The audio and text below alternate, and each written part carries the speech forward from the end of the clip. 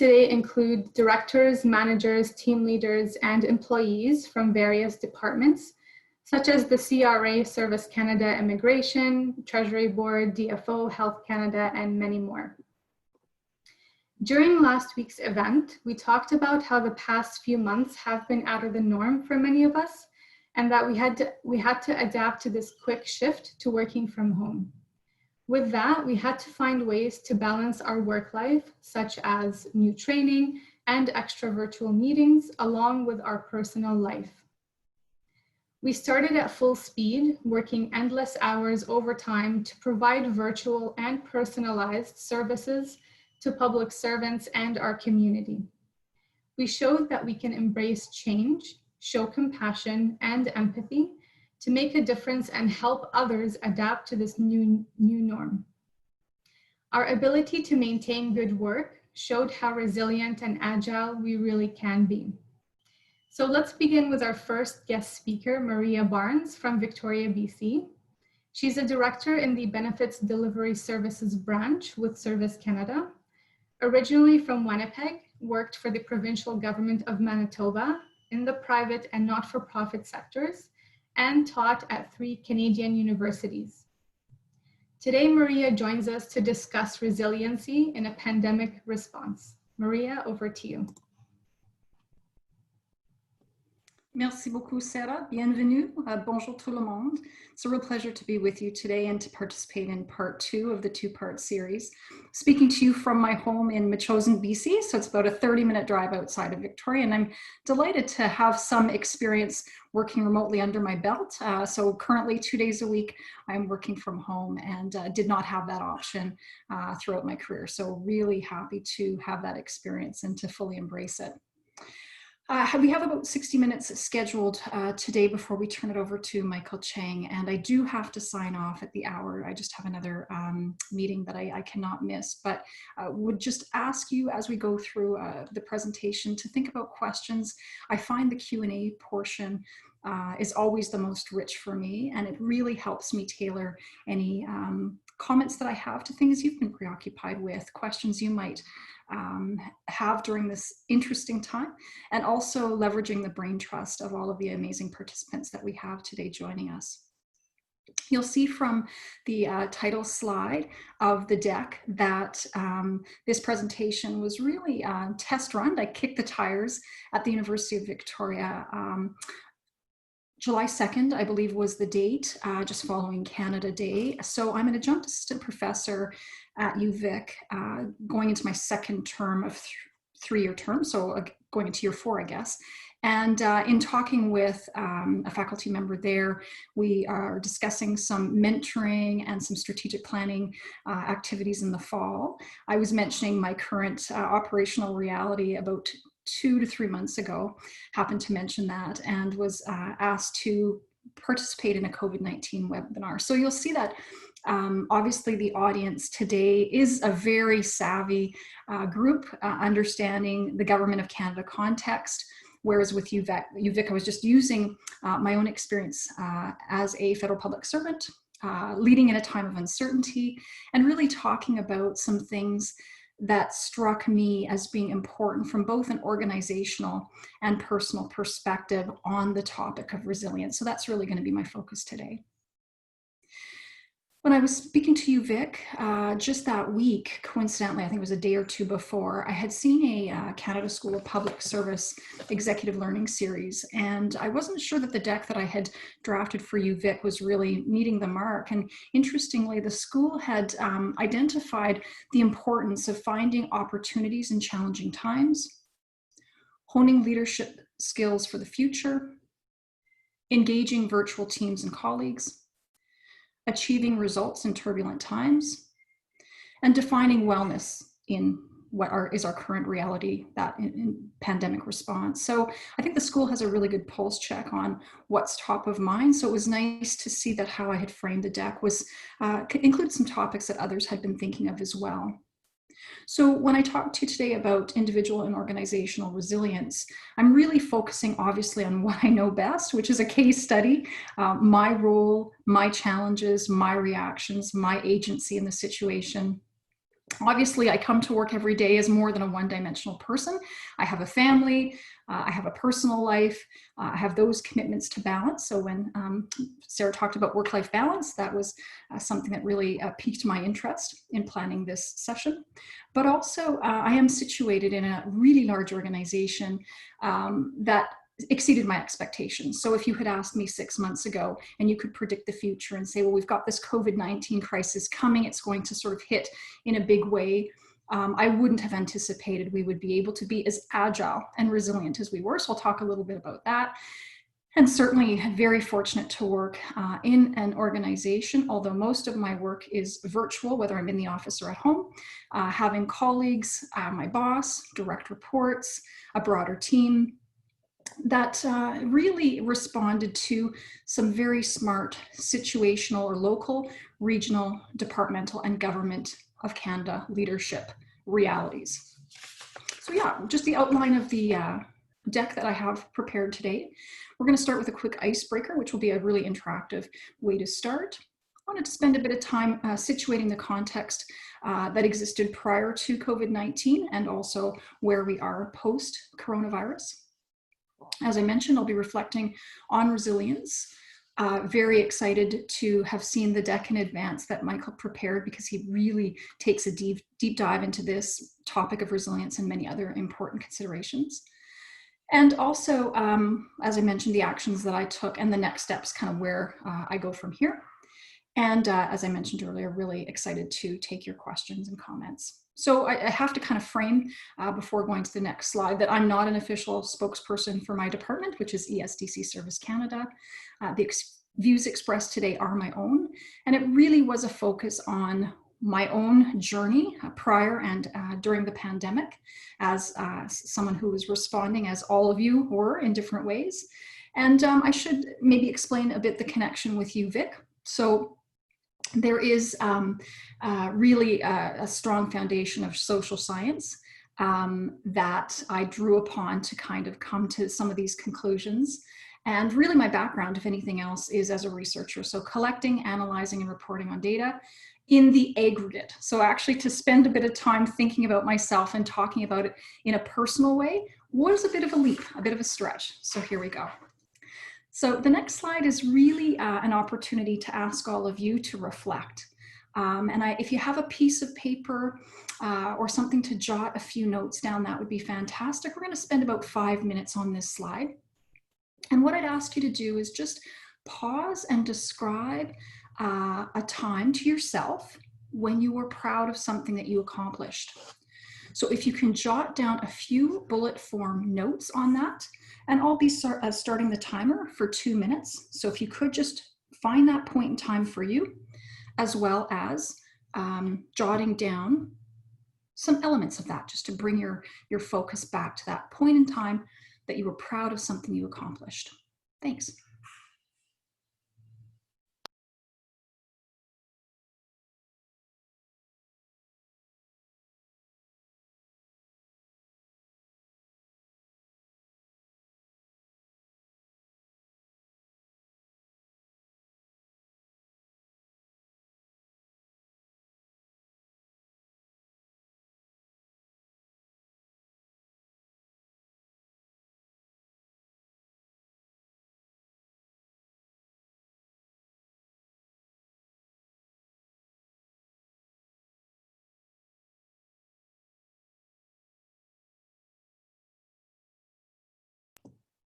Okay, there's about 1 minute left.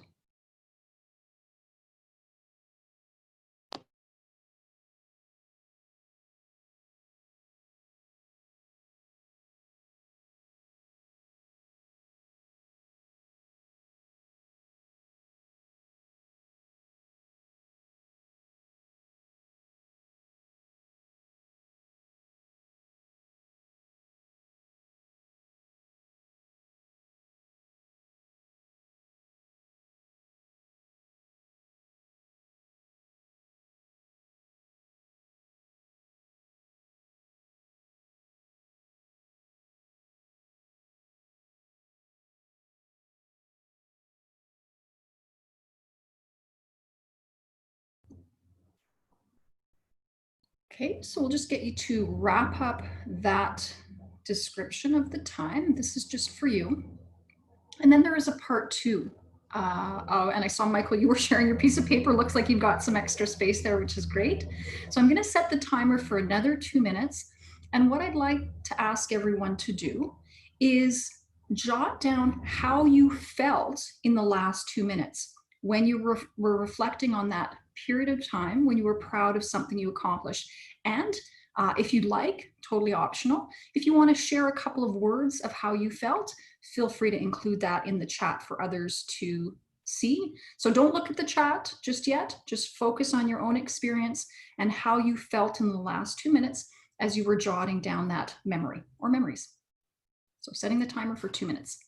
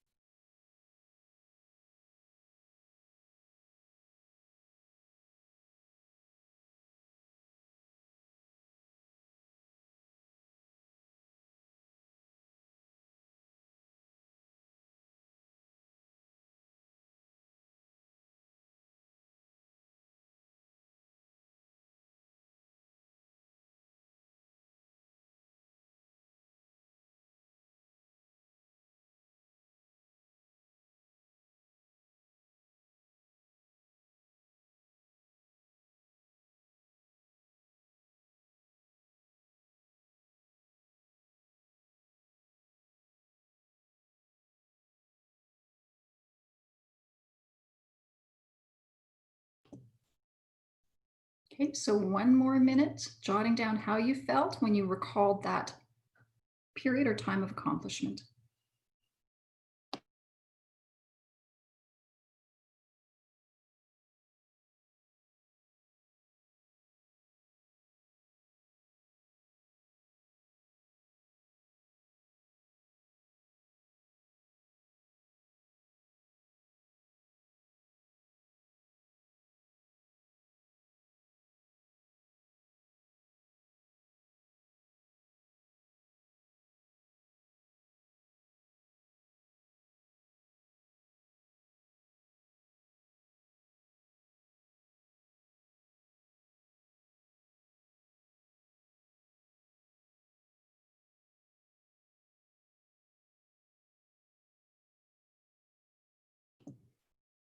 Okay, so thanks everyone for going with the flow there and taking the time to reflect. So looking at some of the reactions shared in the chat, as predicted, seeing a lot of positivity, right? Pride, confidence, happiness, excitement, sense of accomplishment, and even in sharing it with others, positive comments back, impressive, way to go, bravo, that kind of thing.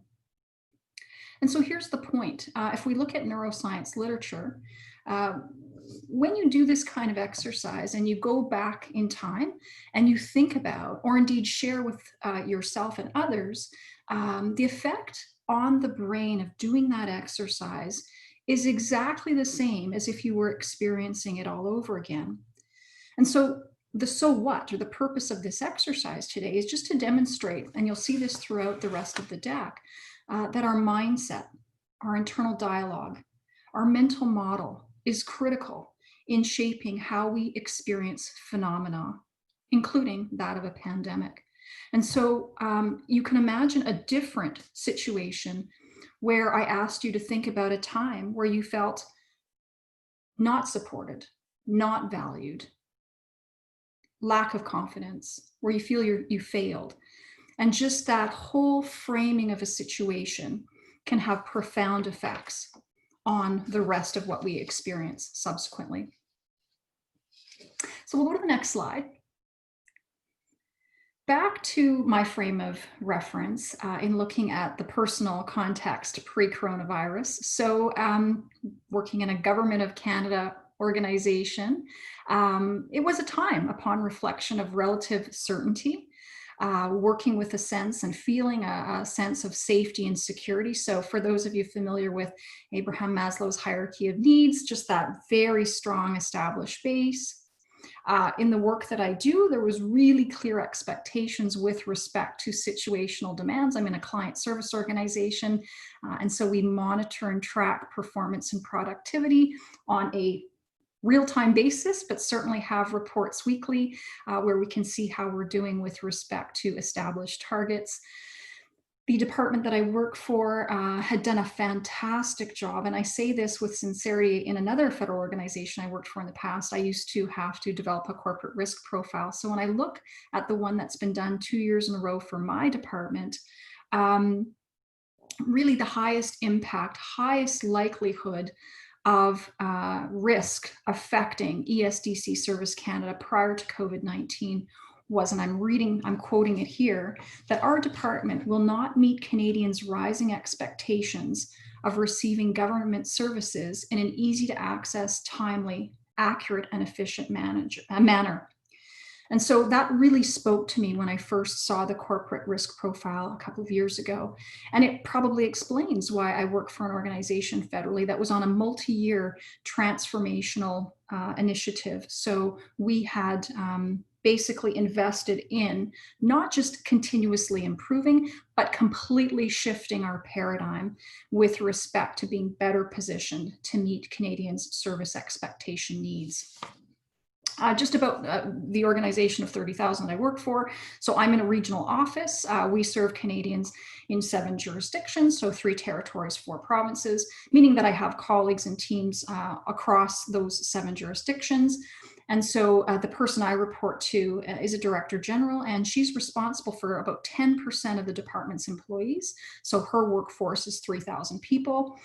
And just, I guess, putting ourselves in a federal public service context, I often talk about the expectations, I guess, of being an aircraft carrier versus a canoe. So I would have said prior to COVID-19 that we are a very stable platform. We're not turning on a dime. We know that we've got to shift our direction based on this transformational agenda, but my expectation is that we wouldn't be turning or changing course very quickly. So we'll see in a moment what happened.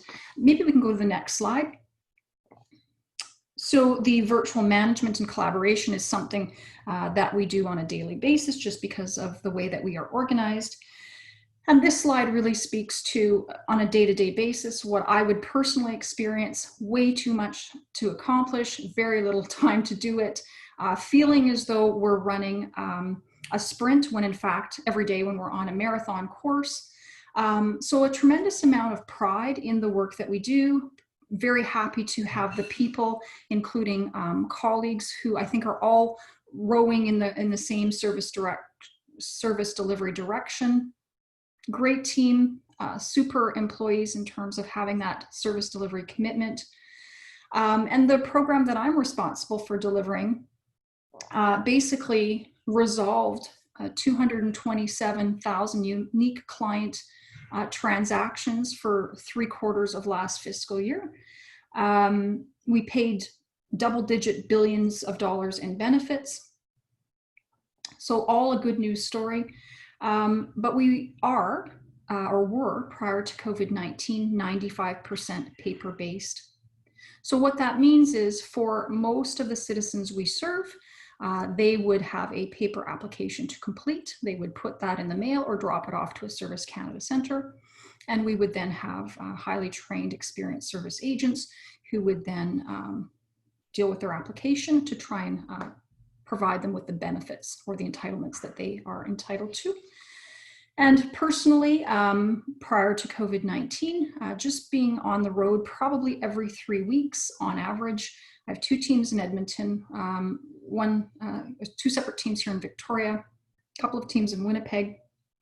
And then there was site visits, but also our regional headquarters being in Vancouver, our national headquarters in Gatineau, Quebec, but also having various meetings with my colleagues in locations such as Calgary and Regina. So from a work-life balance standpoint, fairly difficult to juggle what I'll call life commitments with professional obligations. And I have to say, fortunately for me, prior to the pandemic, and it was actually 6 months ago, so early February, I just had the stark realization that if I was continuing on the path that I was, that my health would be at risk and suffer irreparably. So I started to put steps in place to right that situation, and it turned out to be very fortuitous, as you'll hear. So we'll go to the next slide.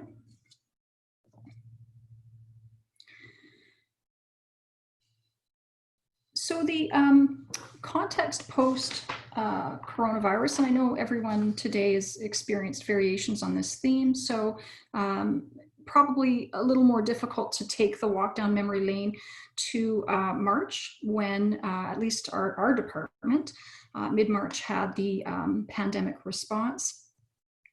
Lots of questions, a period of relative uncertainty, a lot of media attention, which continues today, and certainly the more dramatic or extreme the coverage, the easier it is to kind of get caught up, whether it's mainstream media or social media, in terms of trying to understand fears, concerns, risks. For me, it was really helpful to focus on what I knew about human behavior as a result of my academic career. And that is just the power of one's worldview. We had an exercise or icebreaker to demonstrate that a little bit earlier. Many of you have heard about confirmation bias. So basically, if we expect to see something, that is likely what we are going to perceive. So coming back to the basics with our mindset that we bring to situations as being very powerful. For me personally, that was sort of my own health, both mental and physical. And certainly our perceptions of stress are really powerful in terms of how we exercise agency over situations. That's the locus of control that's listed here. Understanding that we as people are holistic, integrated, that to separate our work demands from our personal realities, to separate physical and mental health, is really fragmented and not very realistic.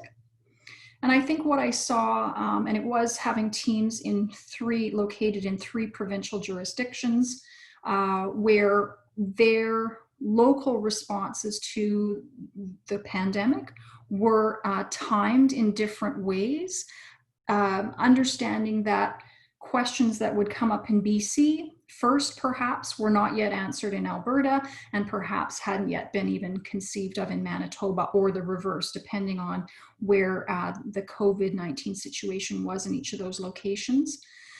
And what surprised myself and members of my management team, that people, and not across the board, but people for whom we would have thought would have been very concerned and indeed in a difficult situation as a result of the pandemic, sometimes were those folks who completely stepped up to the plate and embraced the change and the uncertain reality. But the reverse was also true. People who were very solid in that pre-coronavirus context found the pandemic reality very difficult to respond and react within. I mentioned earlier that prior to COVID-19, the program that I work in, largely speaking, it's pensions entitlements, being heavily paper-based. So our biggest weakness became one of our biggest strengths. So having to turn that aircraft carrier a bit into a canoe, if I can continue with that metaphor, I think this week we're around 350,000 scanned client documents or applications. So we basically turned those paper applications into virtual client activities or work so that we could have service agents working from home. Prior to the pandemic, I had, in my directorate of 500 people, I had 2 individuals on telework. Now we're closer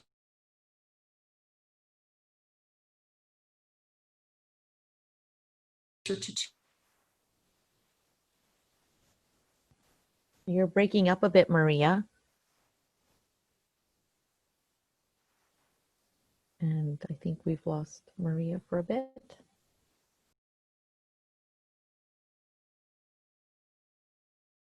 She broke up for me too.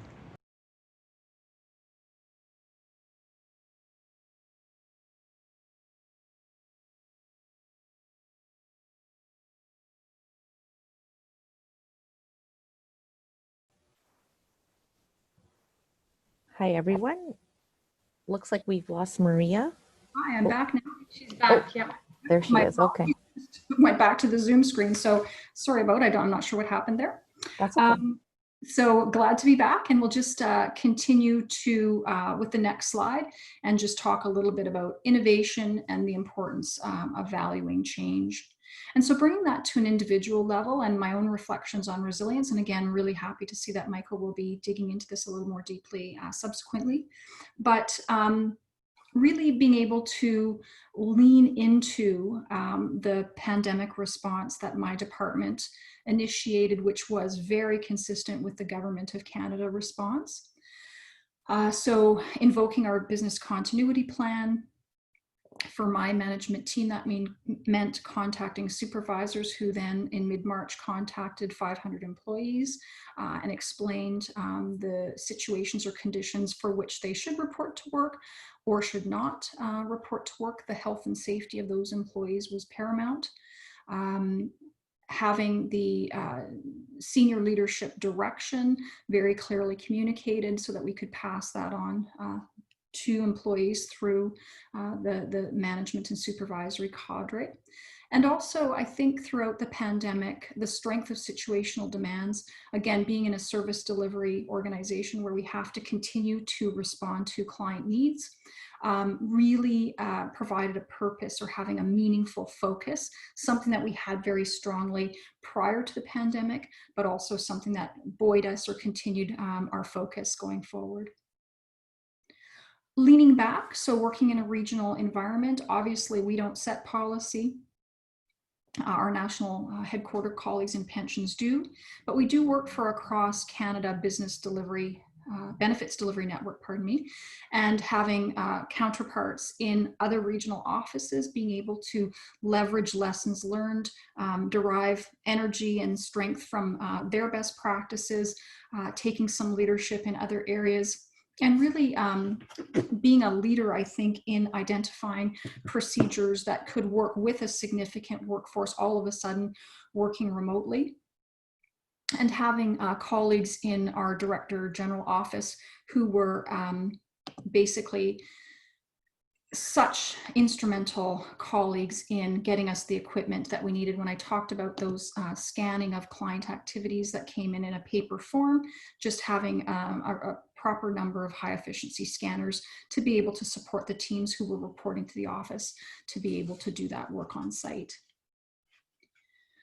When I look about, or when I think about appreciative inquiry, really coming to work every day, either at home or in the office, and being appreciative of all of my senior leaders who did a phenomenal job in mobilizing teams of advisors around them to participate in what could be perceived as numerous conversations on what is our emergency pandemic response, what are some of the considerations, what are the questions we're getting at a local level, and really having a wonderful interplay of all of that, briefing up with what's going on the ground while receiving some really solid and stable direction from either the center or the regional headquarters.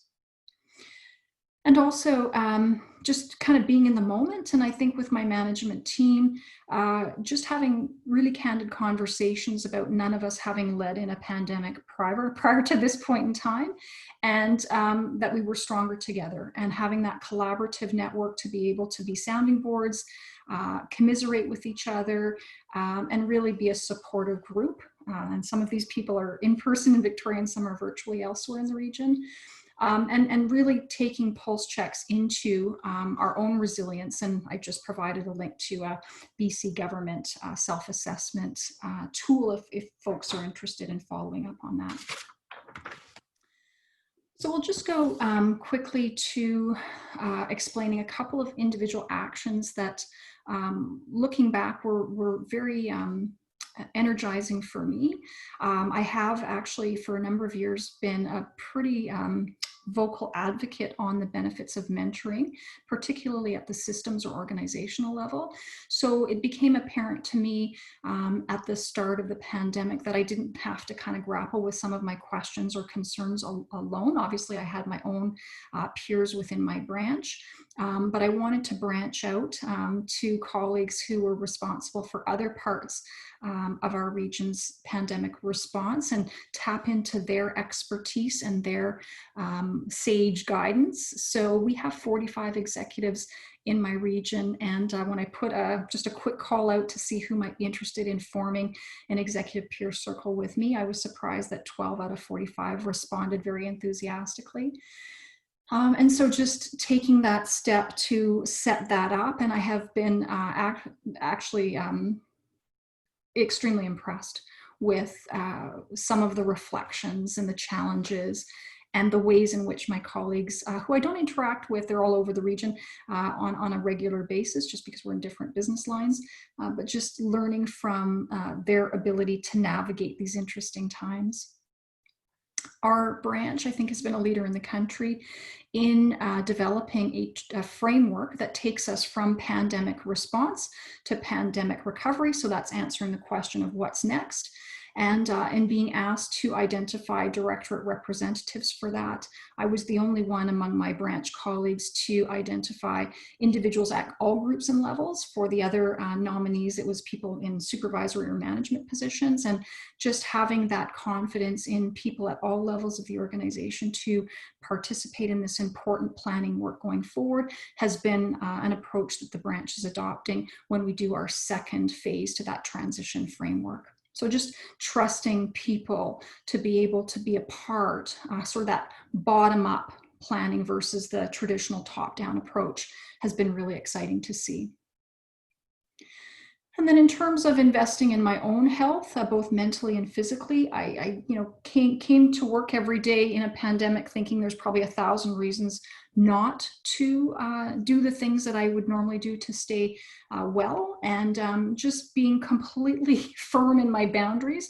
And so whether it was my little run at lunch every day or a couple of minutes of yoga on a regular basis, some breathing and meditation exercises, I mean, that just became non-negotiable. And I think that that's helped me throughout the period that's been so dynamic over the last 5 months. So we'll go to the next steps. So obviously continuing to serve Canadians has propelled us to have that even stronger sense of purpose going forward. Working in a broader organization with other federal organizations that have implemented and introduced extraordinary measures to help Canadians during these difficult times. So obviously understanding the relative priority and supporting colleagues elsewhere has been a key focus while maintaining service levels to the clients that we have and continue to have join us in the pensions reality. We really have a new operating environment, which has allowed us to tap into the changes that we've seen in our own client behavior. And so just being agile and responsive to that. And I think being providing some leadership as well in working within virtual teams. So prior to COVID-19, a lot of my colleagues and myself, we had the majority of our relationships virtually. We just happened to be located in other cities or other buildings than colleagues. So just paying it forward and helping others build up that experience and expertise. And certainly being responsive to the employees who, prior to the pandemic, did not have the opportunity to work at home. What things are working well, what things are challenging, how can we continue to mobilize and be supportive in that new work reality. So I guess what I would just leave you with is the importance to have a plan, whether that's for you personally or for contribute to that for your branch, your team, your organization, and just to reflect back on what the last several months have been like for you, establish that baseline so that 6 months from now, a year from now, you'll be able to see how far you and your organization has come in this response and this journey. And I will just actually stop there to see if there are any questions or comments that you'd like to submit based on your own perspective.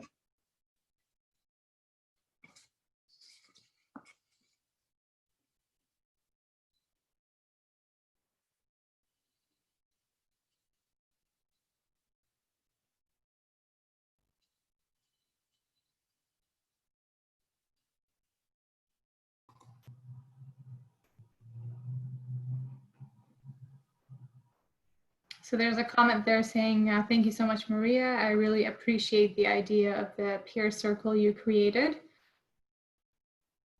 Thank you. And it just comes from the perspective that although it can feel very different and new and even at times uncertain and perhaps scary, that none of us is alone. And by taking the time to share what our questions are, our preoccupations with others, can be a very valuable approach, not only in sharing what we know, but also receiving and accepting that based on others' sources of information, what they've lessons learned, what they've learned, or indeed best practices. So just adopting that ability that we are part of a broader network and that we can tap into that network at any time, but particularly during challenging times, ça vaut la peine. It's definitely worth the effort.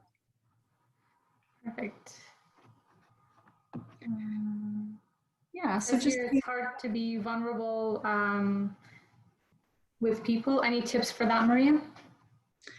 I mean, I'm very fortunate right now to be on a course with my colleagues in the branch. And it's really exploring being a leader. And I think that starts with authenticity. So sometimes we think that if we're keeping it all in and that we're not maybe honest with ourselves with respect to our vulnerabilities or honest with others, that somehow people can't sense that there's some underlying vulnerabilities there. I would start small in that people who we trust, having a mentor, for example, having a colleague with whom we feel we have been candid and honest. And I find myself, the more I share my vulnerabilities, the more there are others who have the same ones or perhaps different ones, but really appreciate the space that we create in doing so. It's all about trust. And I think we're not doing ourselves any service by pretending that we don't have any or that we can't open up. And I think COVID-19 really opened up a door, recognizing that as federal public servants, as global citizens, we're not alone in some of the apprehension, uncertainty, lack of previous experience to draw upon. It really is a great time to and I use this expression, forgive me, some people wonder about it, but open the kimono and just be really frank and honest about what's going on with us. And I can guarantee that there's all kinds of other people who have the same questions and concerns and vulnerabilities. So it's just, it's not as difficult, and I'm saying this from personal perspective. In this course, it's been important to show those vulnerabilities. It's part of the curriculum. And every time I've done it, the results have been so much better than I expected, meaning that I couldn't possibly vocalize this or share this with a colleague, with another course participant. And it's a very freeing experience to be able to do so. So just lifting that burden of secrecy or not feeling comfortable in sharing has been really empowering for me personally. Okay, we have a few more questions, Maria. There's one from Kay Seto. It says, how does one have the office experience of being there instead of being at home all the time? Yeah, so for me personally, I would probably be working at home entirely, except in the building I work in Victoria, I have site lead responsibilities. So just being the senior official in the building. So when I am at home, like today, I have a person who's covering off that responsibility. And it's a very different reality. I'm again speaking for myself. So I think different state of mind. It's interesting, with my management team last week, we were talking a bit about remote work experiences, and A few individuals were mentioning that when they are at home, they're much better in taking breaks. For me, it's the opposite. So I've got my little routine in the office when I'm in downtown Victoria, like clockwork. I have it scheduled on my schedule. I do my little 10-minute run, and you know, 9 times out of 10, I honor that commitment.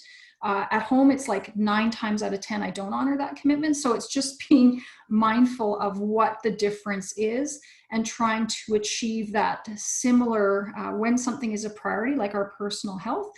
Just how can we mold our own behavior in the new work environment for me at home, because I haven't actually developed that habit in the same way that I did in the office environment. So I'm not sure if that's answering the question, but different state of mind. Our built environment, and here's me speaking as a recovering social scientist, the built environment does actually affect people's behavior in that location. So it's not at all surprising that you'd be in a different state of mind. So I think the opportunity is just knowing what's different, knowing what's similar, and how can we be aware of that so that we can actually achieve what we're looking to achieve for our work life and our personal life in both locations or wherever we find ourselves working. Hi, Maria. We had a couple comments from participants. One from Cassandra saying, I like the reiteration of boundaries and non-negotiables, especially with ourselves, such as making the time for yoga. And then Casito had to add, being at the office makes balance easier because it is a different world than home. Would you like to speak to, you know, sort of some steps that people can take, or some steps that you've taken in terms of, you know, setting up your home, setting up your sort of move to working from home on a more frequent basis? Yeah. So thank you for the questions. I think, so you can hear in the background, I have 2 teenage boys who know that I'm actually presenting right now, and one is playing the piano. So obviously got mixed up with the time. So we have that serenade in the background. So, you know, life is intervening or encroaching in a way that wouldn't be available or possible in the office environment. So I think, you know, with the boundaries, it's just, again, as I said earlier, being aware of where you feel that those might be lacking in a remote work arrangement, where you maybe had that ability in an office environment, and having the fortitude to recognize that while alternate work arrangements might allow more flexibility, that can really be challenging. So myself, I find my days I'm working a bit longer. I'm in a rural area, as I mentioned. So when I'm working downtown, I'm very strict about not working too late. I start work at 6 a.m. I'm in the office, but I leave early because I don't want to get stuck in rush hour on the island, if you can believe it. So when I'm at home, obviously I don't have that consideration. So I have to be really careful that my work hours just don't get longer and longer. So it's just, you know, I took some of those steps in early February.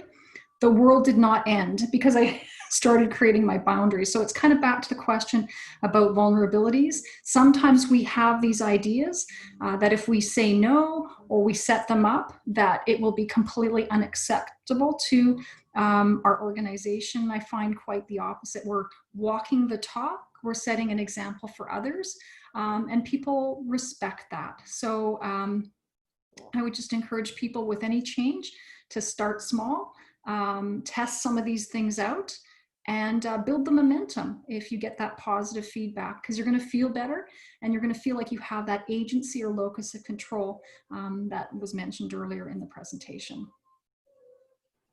That's great. And in the chat, we had a couple more questions around that balance. And do you think it's kind of an individual thing in terms of setting those limits and setting what works for you?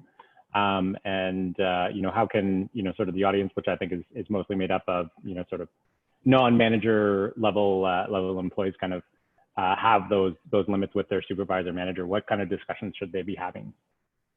Yeah, so certainly I have been in the full-time workforce about 36 years, and I was not a manager or an executive for all of that time. So I do understand that, you know, in our reporting relationship, things can change both with respect to the expectations of the organization and the extent to which we feel we have discretion or control over things like our hours and flexibility and so on.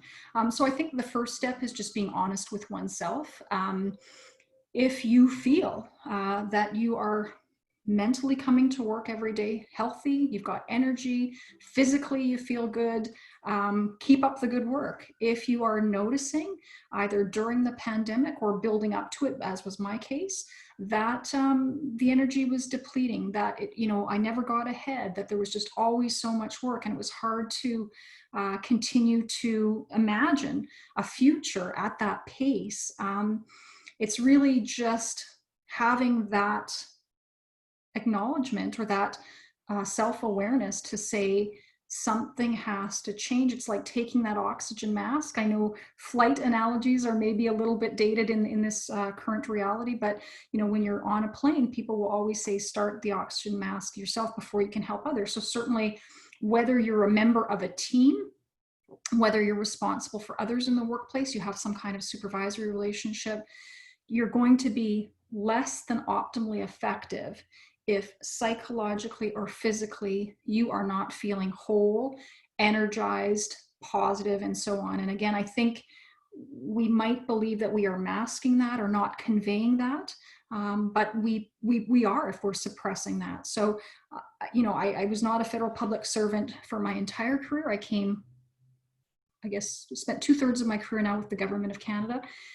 I say this with complete sincerity. Compared to other employers, we have a lot of benefits, a lot of ability, a lot of conversations like this one to that really put a focus and emphasis on our health and wellness. Let's take advantage of that, whether it's the sick leave provisions, the annual leave provisions. For many years, thinking that just, continuing to work was the right way to go. It just didn't correspond as I got older and realized that previous pace was not going to get me to a short or medium term future and would not have sustained me through a pandemic environment. So I speak from personal experience as someone who came to some of these aha moments or eureka moments relatively late. But the good news is that today is always a good day to kind of be aware and tapped into that and to start on the road of making change where we believe we would do better for ourselves, for our citizens, for our employer, for our personal network, if we are investing in our health, physical and mental wellness. Great. So I think that wraps up. So we'll head over to hand this back to Sarah, who will sort of end off and introduce our next segment. Thank you so much. Perfect. Thank you, Maria, and thank you, Josh. Maria, I find that during this quick shift and adjustment to working from home, it's been hard or it's been a challenge to just sit back and reflect on some of the accomplishments or some things that I can improve, such as my mental health or taking breaks on time or whatnot. So thank you for sharing your presentation today and your personal experience. I really appreciate it. Next, I would like to welcome Michael Cheng. He's a registered clinical counselor with BCACC. He practices emotion and focused cognitive behavioral therapy in order to help his clients cope with difficulties of daily life. In today's event, Michael will be providing the information that he offers in his counseling sessions in order to support yourself during stressful times. Michael, take it away. All right. Hello, everyone. I'm just going to get the share screen thing going. Just give me a second here. Okay. Good. Sarah, can everyone see this? Yes, we can see it. Okay, sounds good. Very good. I'm not very good at computers, so you guys are going to have to help me as we move forward. So, I'm going to be talking about coping skills in this very stressful world that we're living in right now. Obviously, everyone has a wide variety of different struggles. And like Sarah said, we're going to be working on a lot of the skills that I do teach a lot of my clients. So you guys are not necessarily going to be my clients, but you're going to hear a lot of the pieces of information that they can take moving forward. Awareness strategies, skills, and basic tools that you can use in your everyday life to help you make things happier and healthier. Overall, I got my Master's of Counseling at UBC. I'm registered, like all counselors should be registered under the BCACC or the CCPA. These are different organizations that regulate the body of work that counselors do. And I work for Morneau Chappelle as an EAP counselor. EAP essentially stands for Employee Assistance Program. So if you ever worked for Fido, McDonald's, the Vancouver, Coquitlam, or Burnaby school districts, you would have extended benefits that allows you to see a counselor. And this is free of charge as you work under our company. Our work is short-term and evidence-based, and every single counselor has their own theoretical orientation, so a different belief of how we can help our clients become happier and healthier. My focus is on emotion focus and solution focused counseling, and without going in too much in depth with that, it essentially means I focus on goals, I focus on homework, I focus on strategies to help. In addition, I also focus on emotions, as my belief is that emotions are key indicators or pieces of evidence on how we can make things better for people. We also work with a wide variety of different issues that our clients come to us with. Depression, anxiety are clearly one of the highest ones. Currently, right now, that's probably the majority of which I'm working with. And overall, this is quite consistent with research in North America, as a third, as some research suggests, a third of North Americans experience depression, anxiety at least once in their lifetime. We also work with a wide variety of ages. Currently, I have clients starting from 6 years old all the way to 62. These are some of the things that I'm often hearing a lot from my clients, and I'm very curious to hear what some of you are maybe complaining or struggling with right now. We'll pull up a poll right after this, and I'll cue Maria to go ahead with that. Essentially, these are the things that my clients are saying. My anxiety's through the roof. I constantly feel low. A lot of yelling is a big one. My children will not stop playing video games. Screen time is a big concern right now. My husband never listens to me, or wife. Why won't he do the dishes? Fairness and equality in the workplace. Feeling lost. This is a very profound one. I'm not sure. I'm an introvert. I feel so lonely. This is a huge part of our work. I think a lot of my clients started out the pandemic saying, like, wow, now I can finally be alone and be left alone. And then now we're a few months in, and it's definitely not preferable for the vast majority of my clients. In addition, how can I get better at dealing with all this stuff? And you know, there's also little silly ones like this, right? Like underneath this screen, what are we all wearing, right? How can we be the most comfortable? So these are the things that I'm often hearing from a wide variety of my clients here. And I'm curious to hear, based on the poll, if we can put that up, what are some of the things that you guys are struggling with? I'll go ahead and vote up here too.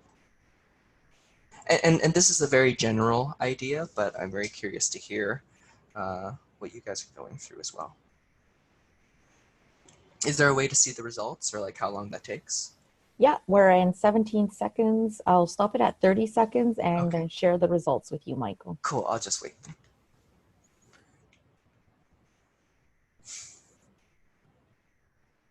All of you might see that I have a stopwatch in here. I like to keep myself on time.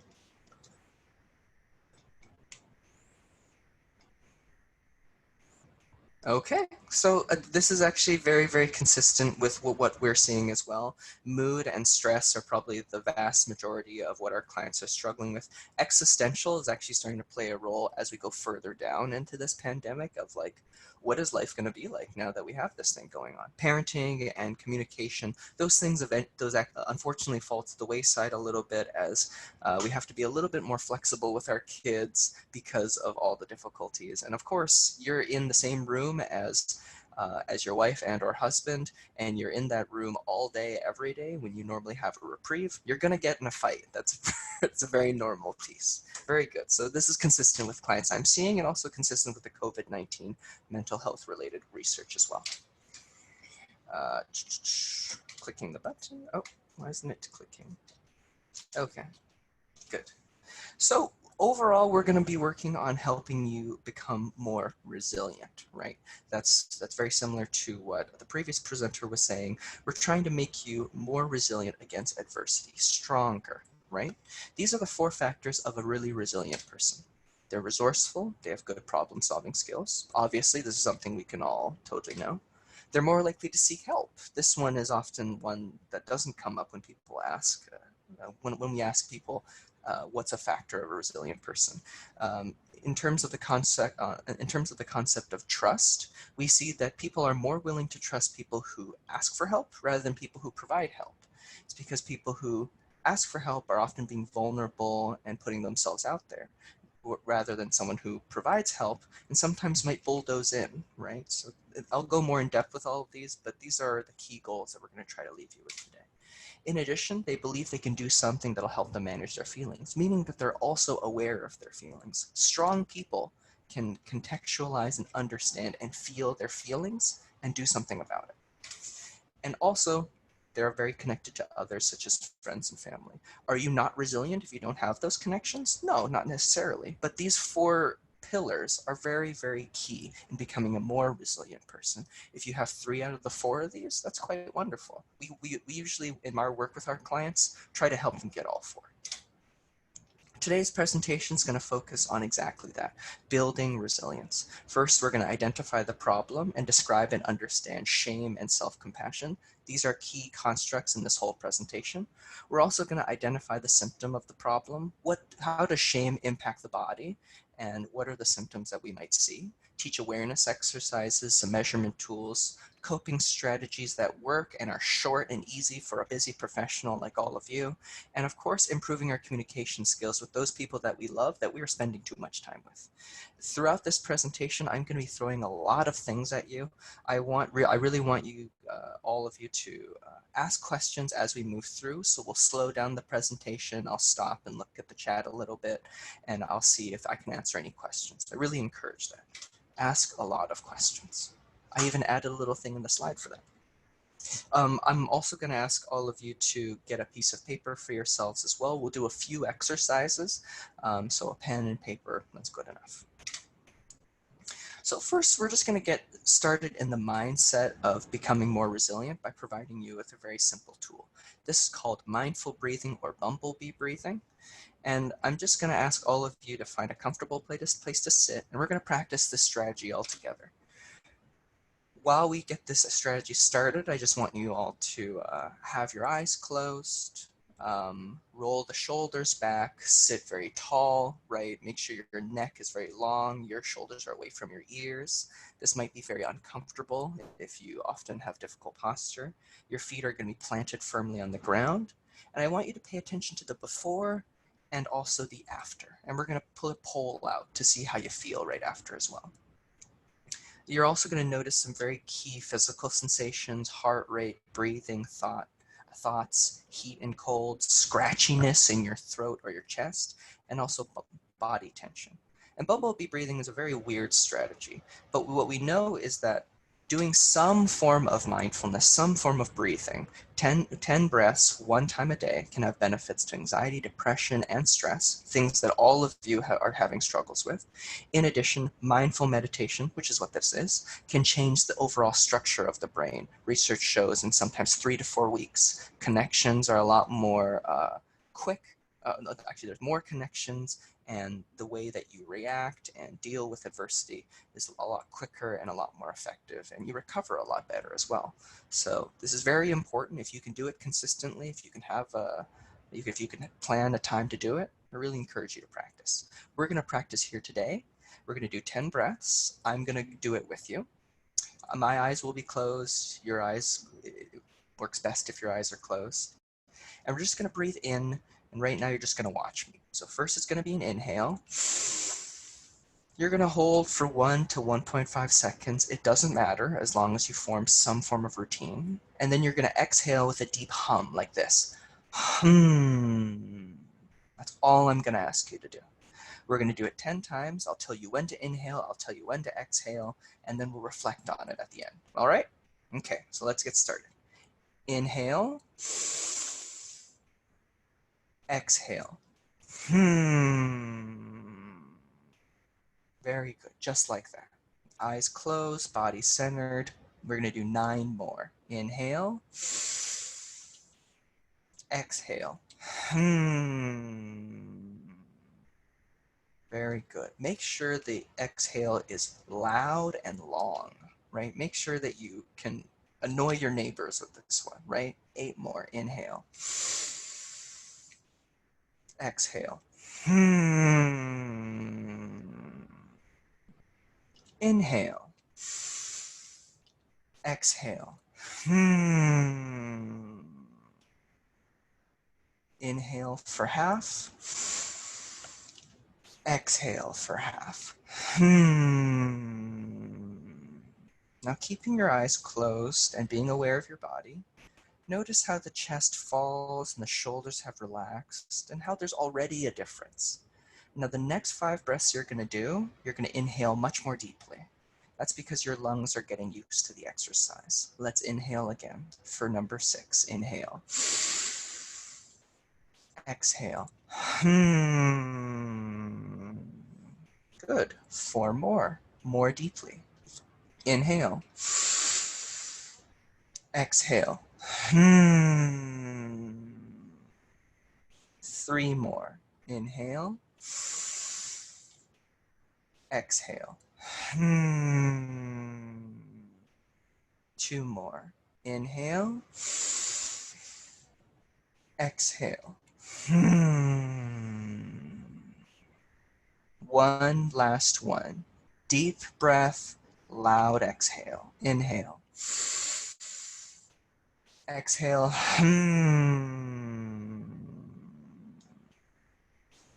Now everyone open your eyes and just give yourself a little check. Now I'm going to ask the poll to be put up again and just ask you what changes have you noticed after doing the exercise. You might answer many of these things, right? I think you can only pick one choice. Oh, it's multiple choice apparently? Okay, it's multiple choice. So you can pick multiple choices or you can pick nothing. Some people who work with this exercise sometimes struggle with it. No one exercise works for every single person. I'm going to put ease of breathing. We'll just wait for the poll to pop up.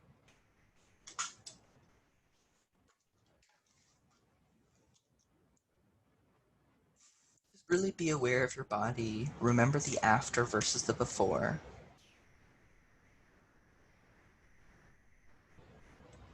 Yeah, there you go. This is also very consistent with the research as well, right? 10 breaths naturally relaxes the body, right? So you actually don't really have a choice. If you do the breathing correctly, your parasympathetic nervous system immediately kicks in the moment that you're doing slow, deep, deliberate breathing. A lot of people often struggle with noticing these changes, though, and I'm seeing that it sounds like the individuals who work for the government are very, very emotionally and body aware, which is really cool. That's good to see. The reduced body tension is usually the first thing that we hear from our clients as definitely typical. The reduced negative thoughts, that one is a little bit less. The ease of breathing, definitely. You're literally getting your body used to breathing. That's why at 5, it's a lot easier to do the remaining 5. More focused or motivated is also a practice. And you'll find that the more you practice this, it's like a skill like soccer, the more effective you will become. So I really want to encourage you to continue practicing something like this. It could be anything. Let's move on to the next slide. Okay, there you go. Now let's jump into the conversation about self-compassion and shame. The body's a little bit less tense. Now let's make it tense again by talking about difficult stuff. So this is where you're going to need your piece of paper. You're going to ask yourself the following questions, and you don't need to write anything down yet. When you make a mistake, what is the first thing that you say to yourself? Where does that voice come from? Your parents, your past relationship, society? Some people say it comes from themselves. That's very rare. I really want you to look back. If a friend or loved one made the same mistake, would you say the same thing to them? So let's say your friend made a mistake. Would you say what you typically say to yourself to them? How do these thoughts impact you and your behavior? Does it help? So what we're going to do is you can make a table just like this. I've drawn a picture on the right-hand side there. You can use that, or you can just answer these questions on that piece of paper now that you've seen all these questions. I'm going to give you about 3 minutes to kind of work on this. I got my timer, so it's great. And we'll just go ahead and practice. If there's any questions in the chat, I'll go have a look at those too. How do we look at those? Is there a way to look at the questions while I'm in the slide? Yes, so on the bottom, it should say chat next to the share screen. Okay, chat next to, oh, you're so smart. Okay, Q&A, right? No, that's No, just separate. chat. Chat, okay. Let's see if there's any questions. Oh God, there's nothing's coming up. Right, let me see. What if I do this? Chat. Oh, it's not coming up for me. Well, I can tell you, Michael, there are no questions right now. There's no questions right now? No, Okay. some people were commenting that their pug was judging, very confused by their breathing. Oh, and very someone good. said the cat was the same. Okay, good. Do you mind just like, if there is a question, just interrupt me and ask me? For Is sure. that okay? Okay, cool, that's great. Just because I don't know how I'm gonna find them. Right, I think we'll just do a minute and a half left.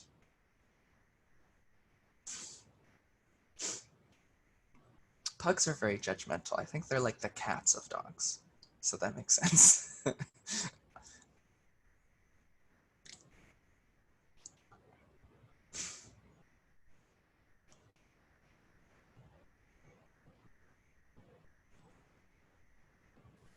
So there's a comment in the chat space, Michael, Mm-hmm. that speaks to everyone I talk to seems to be super hard on themselves and has such negative self-talk.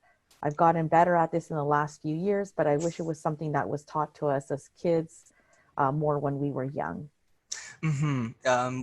That's called emotional intelligence. It's something that's missing in a lot of the schools simply because a lot of focus is put on other things. And I'm not here to judge those other things. Math, science, all quite important. But emotional intelligence really helps with everyone's heartache as they move forward in life.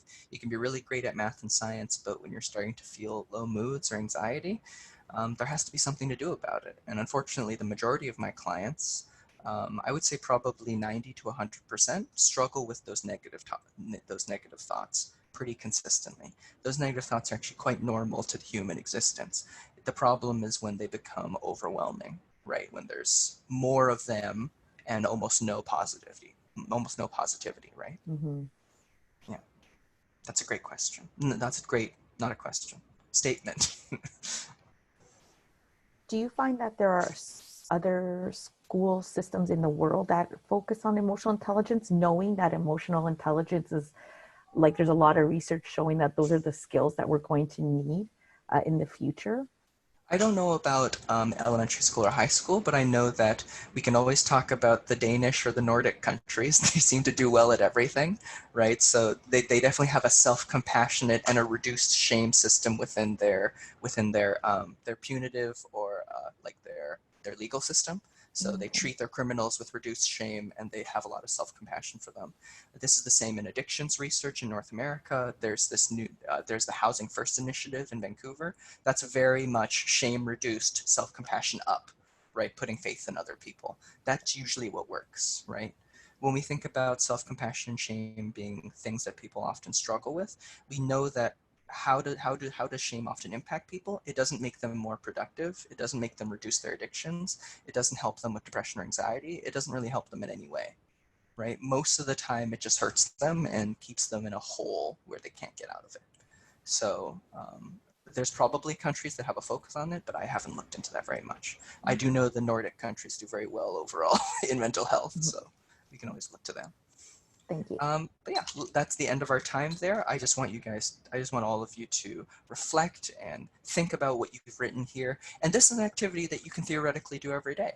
Let's say you say something shameful to yourself today, right? Right after this presentation, or you have an awkward discussion with a Walmart employee, or your wife wasn't the nicest to you. Pop a shame statement. Think about where the voice comes from. Think about if you would say these hurtful things to your friend. Most of the time you wouldn't. And how do these thoughts impact you and your behavior? Does it make things better? Does it make it worse? Typically, it's worse. All right.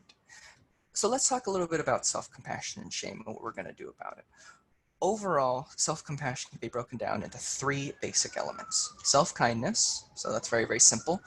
Can you be flexible and balanced and look at yourself in a compassionate way? Common humanity, this is when you normalize and validate your friends. This is when you go to someone who's very, very close to you that you trust, and they reflect the sadness that you feel. You know, Sarah, I've struggled a great deal with depression, anxiety in my life. The best thing Sarah could say is, you know what? A lot of people feel that way, and I'm sometimes struggling too. It's the best thing she could do. Did she provide me with any solutions? No, not really. But that's all she needed to say. Common humanity, knowing that you're normal, it's very, very important. And also mindfulness. So that's the strategy we've done before. Mindfulness is all about feeling prepared when you're struggling with difficulty. There's also a big difference between guilt and shame. These things are often lumped together. Guilt is about taking accountability for mistakes. I did something bad, and now I'm going to fix it. I failed my math test, now I'll try to do better. I feel like I didn't have the best conversation with my wife. Next time we'll work together to have a better one. Versus I am bad. I'm a bad husband, I'm a bad student, I'm not going to amount to anything, I'm a piece of crap, right? Shame is negativity about who we are, something that's unchangeable, right? Guilt is about things that you can change. It's usually about an activity, usually. It's not about who you are. Self-compassion is about accepting the negative thoughts and believing that you can overcome them. Accepting negative thoughts is different from ignoring negative thoughts. We'll go more into that as we move forward. Perfect. Now we're going to talk a little bit about shame and the numbing effect, specifically the numbing effect on emotions. We're going to put up another poll, and you guys are just going to answer the question of how many of you numb emotions when things get tough, when you are really struggling. We'll just pop that up. And yes, the answers are meant to tilt you in a certain way. So this is not exactly a scientific study I've done here. I do have a bias.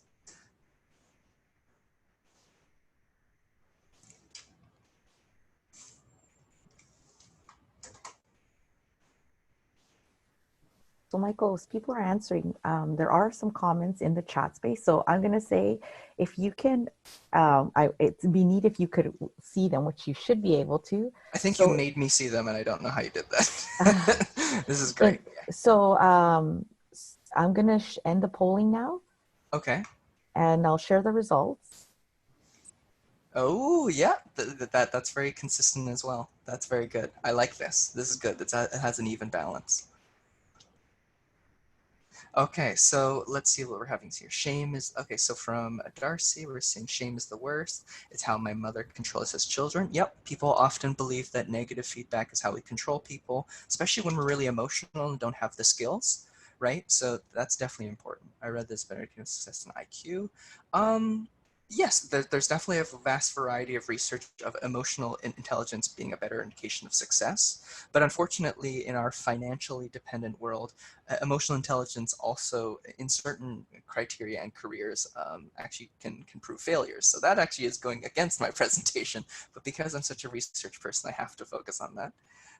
Will this slideshow be available for download after Jasmine? Totally. I will definitely, I'll definitely PDF this guy and then send this over to you. Send this over to Sarah, and then she can send it over to you, or send it to someone. I don't know who to send it to. There you go. Religion. Yes, certain religions can use shame a lot, but there's also religions that also practice a lot of forgiveness.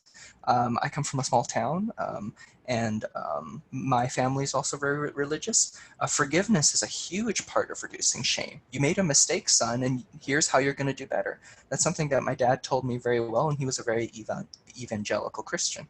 I'm not religious anymore because of a variety of different of my issues with that, but definitely religion has used shame a great deal, but religion has sometimes reduced shames, at least in my experience.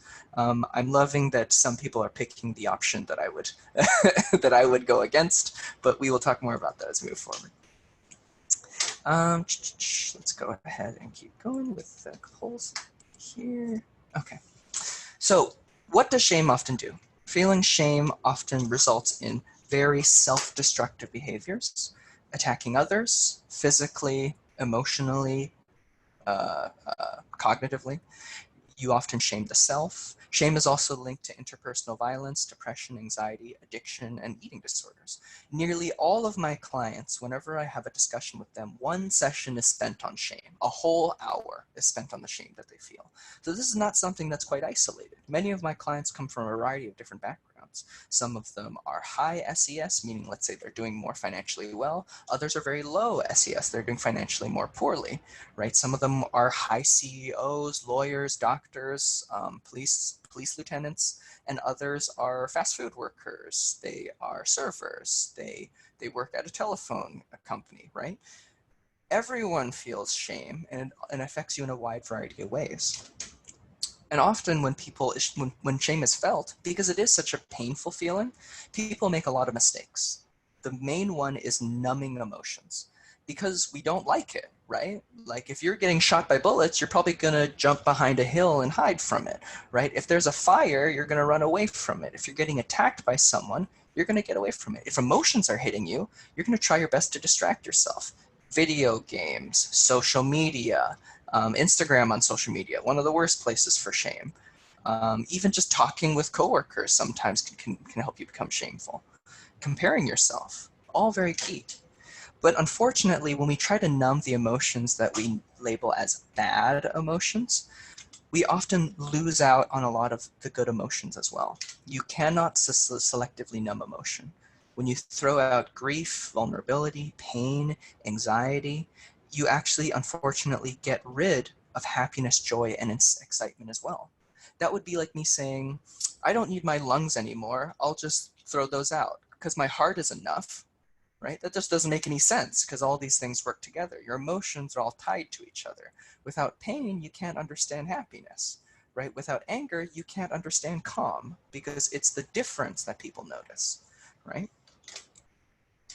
So what are we going to do about it? We're talking about a lot of doom and gloom.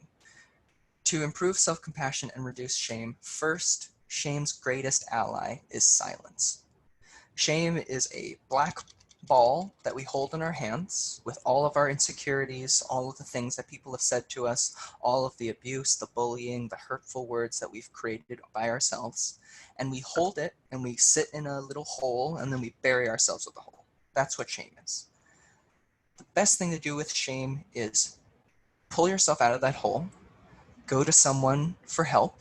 It could be a family member, mental health professional like me, and then show it to them and then have them help you carry the ball. The ball is extremely heavy to be held alone. But the moment that someone else touches your ball and says, you know, here's mine too. I have my own shame ball. Now we're all collectively working on it. It doesn't feel so heavy. And you stop feeling so alone. When you talk about shame, you can manage it. If you can mention it, you can manage it. I got that from the Mr. Rogers movie. Really good quote. Super good movie. You guys should all watch it. So this is a very, very key and important thing that I really want you to manage as well. So let's pull up the poll for this as well. How many of you ask for help or reach out to someone to listen when things get tough? It's a yes or no question like before.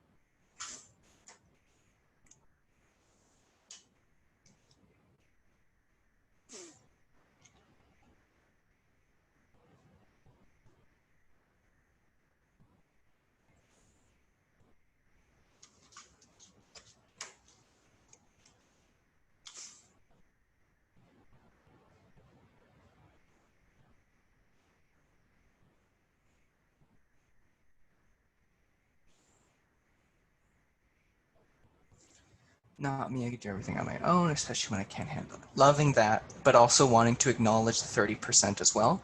This is very, very important, and this is also this is actually inconsistent with a lot of what my clients actually say and what the research says. Most people keep shame a secret. I'm an adult, I'm strong, I'm a plumber, and I and I don't need to talk to anyone about anything. I do remember that kind of lifestyle of, yeah, if some of you don't know my background, I'm a counselor now, but I used to work on the pipeline as a carpenter. So I was in Fort McMurray in Alberta, and I know the type of human being who is out there. They're tough, they don't talk about their emotions, they're struggling with a lot of difficulties, but if you were to ask them, they said they would be fine. They just watch the game and they have a beer and then it's fine, right? And that's a certain way to live. That takes a very resilient person. And we know that with that, it often comes with a great deal of struggle that you can easily offload if you were simply to talk about it. You know, a lot of people are talking about suicide rates going up as a result of COVID-19. When you talk about suicide with a mental health professional, you can actually reduce your risk by 20 to 30%. That's a lot. That's incredible, right? So what we want everyone to do is when you're feeling sad, when you're struggling, to reach out for someone. And we know it helps. The research reflects it. No new questions, I think, there. In order to improve self-compassion and reduce shame, we also want to practice something called flexible thinking, right? This involves being positive, also negative, not positive versus negative. Unfortunately, within psychology, especially the older pieces of research from the Freud days and from many problematic people's days, there's always been a focus on you have negative thoughts, throw those negative thoughts away, and let's instead focus on positivity. Whenever I hear that from a lot of my clients, because they've adopted these thoughts as well, I always think of success like a metaphor, right? So if you were thinking about the road to success, at the end of it, it's a beautiful city. This is cobblestone road that leads to this golden, beautiful city where everyone you love is there and your career aspirations are made and everything's going well. Negativity actually creates that road for you. Negative thoughts like anger, stress, sadness, anxiety, all of those things are quite intolerable, and they're asking you to make a change. Negativity builds the road to success. It tells you that this is not good and let's do something different. Positivity gives you the energy to walk down that road. So many of my clients have built up this road to success, but they can't walk down it simply because they've given themselves no fuel, no oil, no food, no nourishment to be able to walk down that road and get to that beautiful place that they have in their head, right? So we have to have a little bit of both. Flexible thinking, very important. In addition, another thing that you can do is think about how you would speak to a loved one. This is a strategy from the previous slide. Can you say what you say to yourself to a 7-year-old innocent child? My daughter's 8 years old. I definitely wouldn't be able to. Can you say it to your loved one? Can you say it to your daughter? Can you say it to someone that you really care about? Doesn't matter. You wouldn't be able to. So imagine saying those things to yourself. Probably the most important person in your life is your own life, right? We can also practice journaling our negative thoughts, monitoring the shame and how it impacts you. That's what we did before. So we're going to practice a little bit of an exercise, a writing exercise. We're going to put 3 minutes on the clock again, and you're going to focus on a time that you failed, not proving yourself, you're disappointed in an outcome, and write down the positives and the negatives of your failure, and be mindful of how you start the activity and then where you end up when the activity is over. So put 3 minutes on there. And if anyone has any questions, feel free to ask them. This is where your piece of paper and your pen will be used again.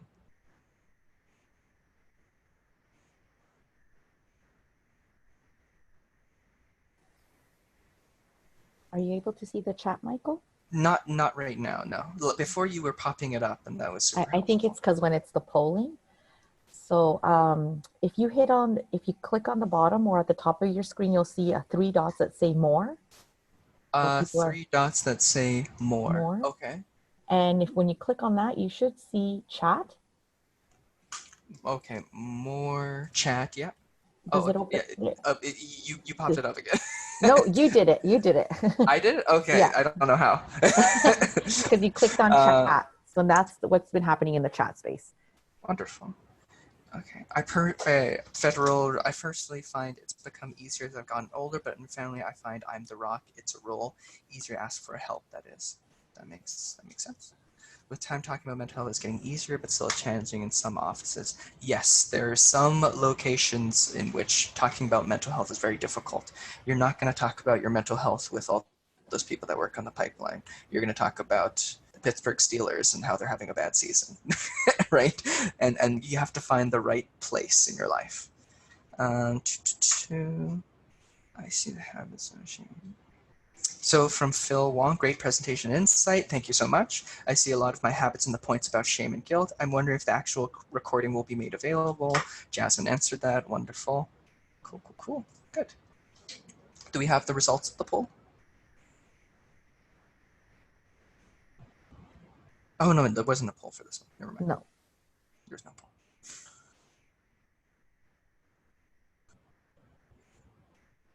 We'll just have one more minute here. Think about a failure that you had where you were really struggling with it and write down the positive and the negatives. And this is really, really hard for people, right? It's hard to think about the positives when you failed a math test. At least you learned that you should have studied next time, or now you know what to study next time. Maybe you're learning about work ethic. It can be anything. Really push yourself on the positivities one. Let's do another 30 seconds.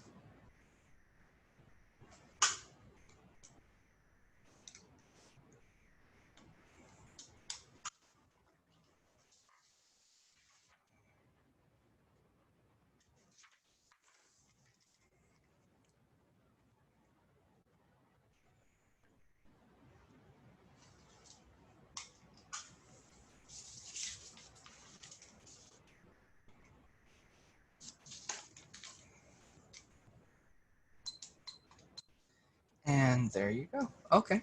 Again, this is another activity that you can add to your toolbox from today, right? Of whenever you're struggling with a failure or you're struggling with maybe an inordinate amount of negative thinking and a lot less positive thinking, try to really acknowledge both. The writing exercise is often the most helpful. What would be more helpful? Talking to a friend about it, right? Processing it with someone that you trust. That's a great idea as well.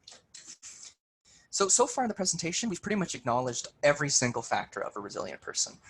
We're giving you some resources, we're helping you problem solve, we're helping you, we're acknowledging how important it is to seek help, we're talking about your feelings, and we're talking about the importance of friends and family. So halfway through the presentation, we've done everything we need to do, so that's perfect. Now we can just add in some points that we can refine everything. So now we're going to talk about the value of awareness. When you feel shame, there's a list of symptoms that you often experience. Oftentimes it's anxiety and low mood / depression. And what we know about anxiety and depression are that they're diseases of questions, meaning that when my clients come to me and talk about depression and anxiety, the majority of the time they're asking me a lot of things. How am I going to get through this? If you even look at the questions from the first slide when we were talking about my clients' complaints, most of them are questions, right? How can I make this better? How can I get them to listen to me?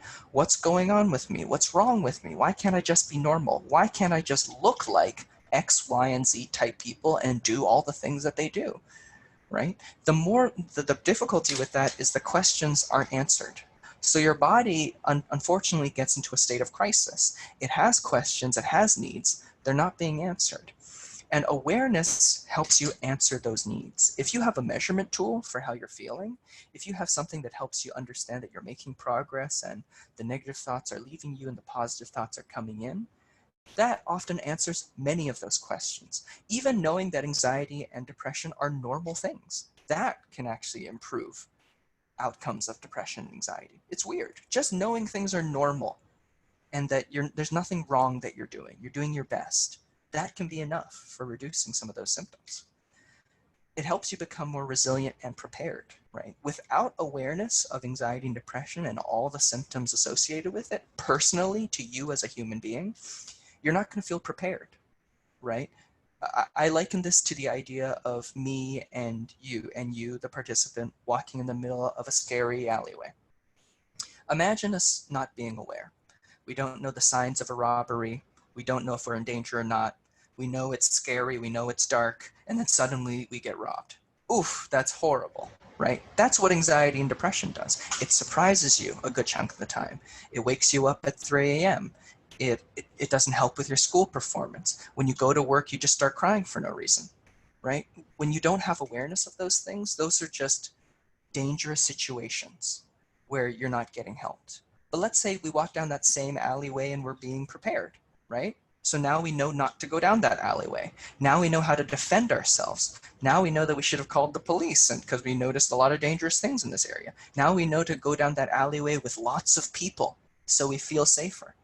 Without awareness, you don't become resilient. Think about what you can change versus what you can't. You can't change whether you're going to get hurt or not. You can't change whether there are going to be dark alleys in front of you in the future. Can you change how aware you are? 100%. So we're going to jump to another activity here.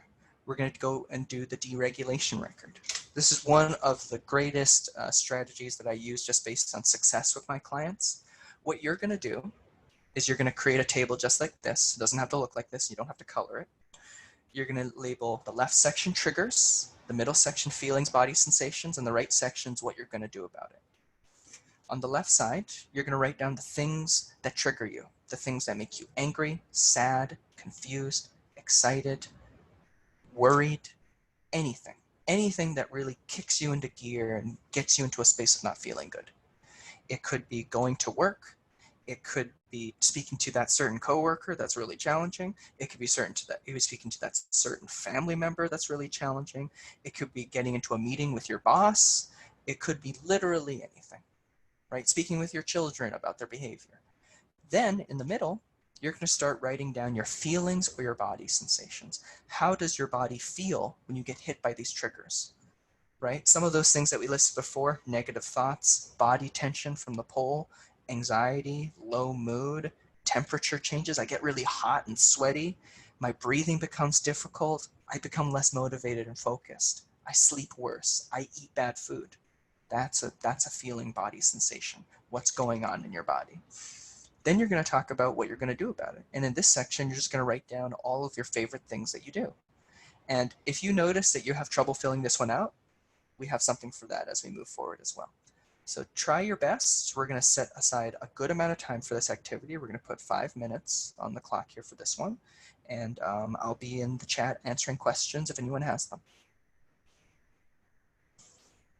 So I'm going to pull that up and see if I can do it. Chat. Nope. It didn't come up. Let me see. I got to get better at this. For some reason, if you click, do you have the participants button? Do I have the I do have the participants button. If you hit oh, that there for it some, is. I don't that know why. Yeah, for some reason, that's how it pops up for all you Zoom users. So weird. So weird.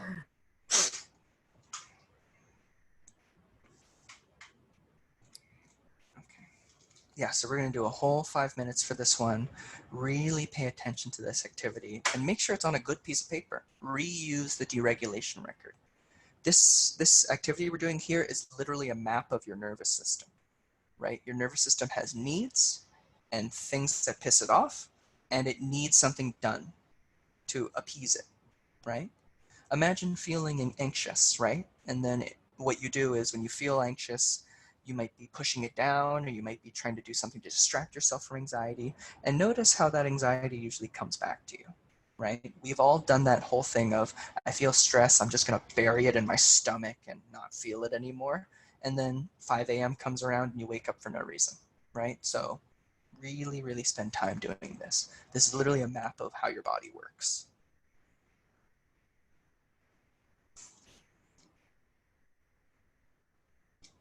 I think Elizabeth is asking if we can share the resource and recording of the first session. I imagine that that's possible, but I have no idea.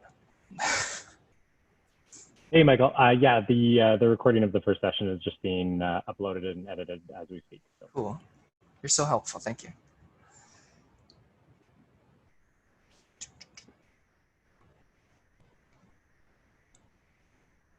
So you've got a little bit over 2 minutes and 15 seconds here left. So really focus on working on this one. Again, if you have any questions about activity or just for yourself, you can put your reflections in the chat or let me know if you need some help with your part of the activity.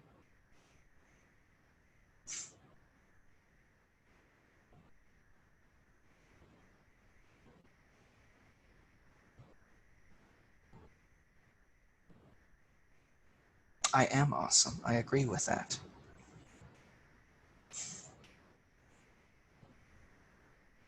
Got a minute and 30 seconds.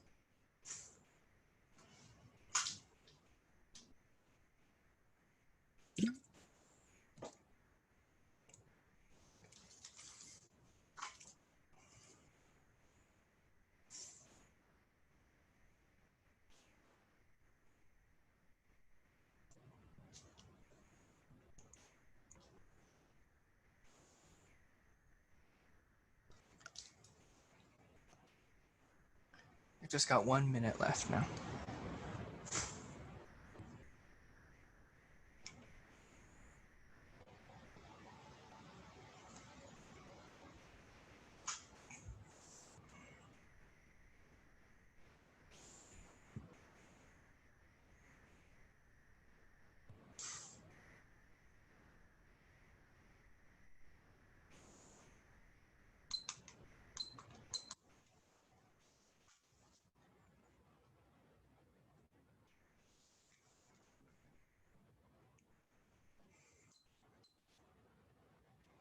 All right, we're just gonna go ahead and wrap up what you have there.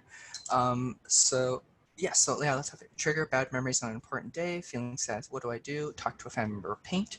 I love that. Creativity is really, really important. That's a really, really good piece. And we're gonna talk about that more. Sarah's spoiling the rest of the presentation. Let's go ahead and jump forward. So here's just a few more self-assessment tools. The deregulation record really is a self-assessment tool.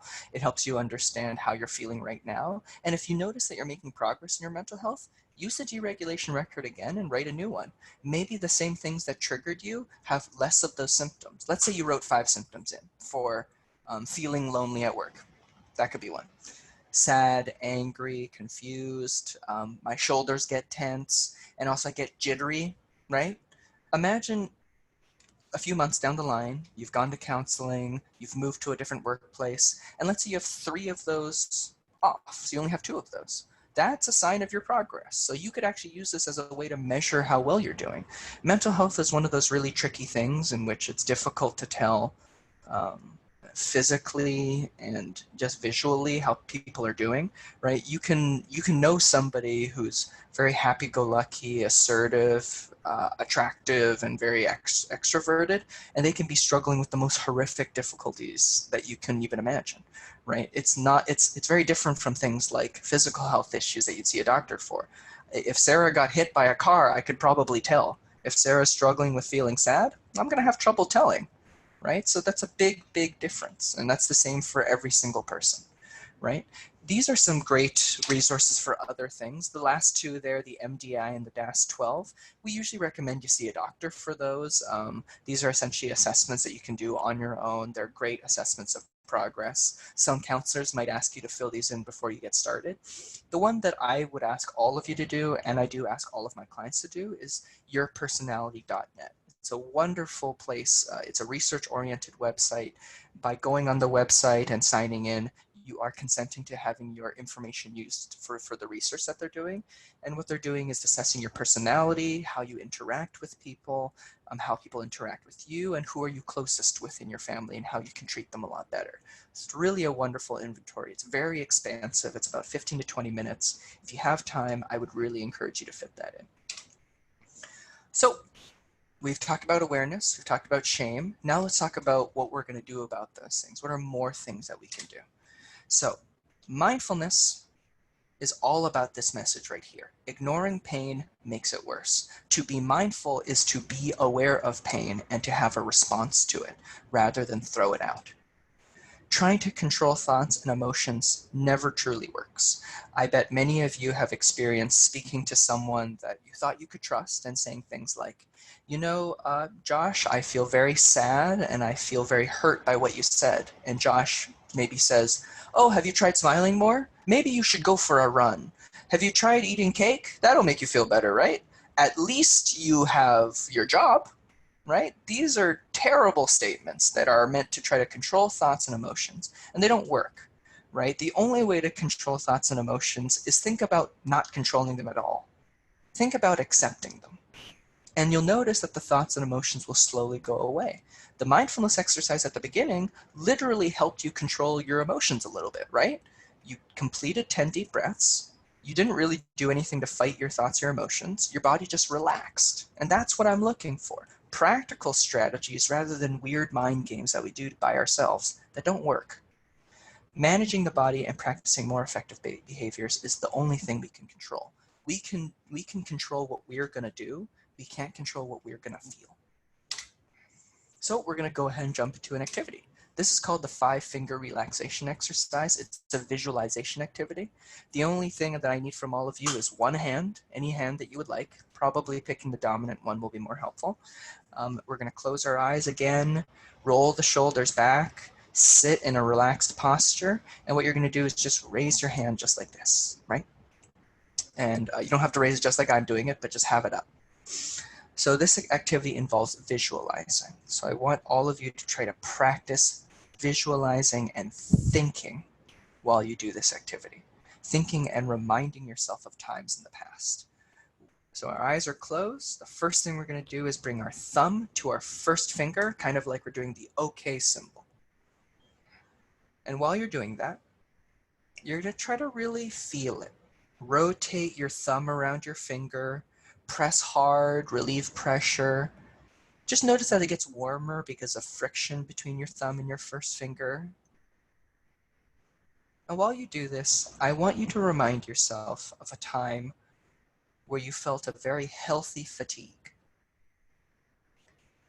where you felt relaxed, but you felt energized too. You've gone for a run, you've played a team sport, you've done a hike, you've finished a yoga class. Those are excruciating, I hate them. But you felt relieved from doing it. It wasn't too exhausting. Think about how you felt during that time. Now we're going to move over to the second finger. And as you bring your thumb to your middle finger and do pressing and rotating and just feeling, you're going to go back to a time when you had a loving experience. You might recall a loving day with your family, with a good friend, a warm hug. This is going to involve someone, and I want you to try to picture that someone and appreciate their moment in your life.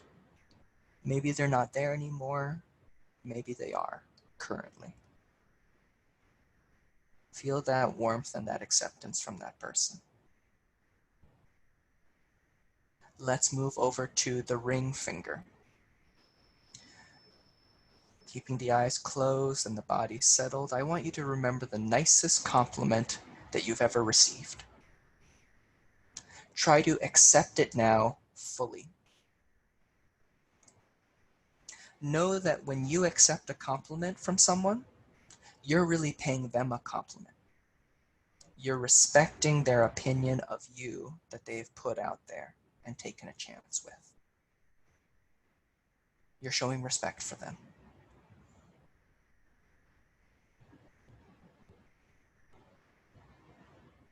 Finally, move to the little finger. This little one over here. And I want you to go back to a time where you went to the most beautiful and relaxing place you have ever seen. A place that's real. A place that could be warm, could be cold, could be nice, could be dreary, could be raining, could be clear sky. On a beach, on a boat, in the snow. And take a moment to walk around there. And in this visualization, there might be a lot of people around, or there are no people at all. Maybe there's sounds of being in this space. Trees, waves, giggling. Maybe there's heat hitting you, or cold. Maybe you're wearing a different outfit. You're wearing something like a sundress because you're in the sun, or you're bundled up because it's cold out. Spend some time here. with the eyes closed.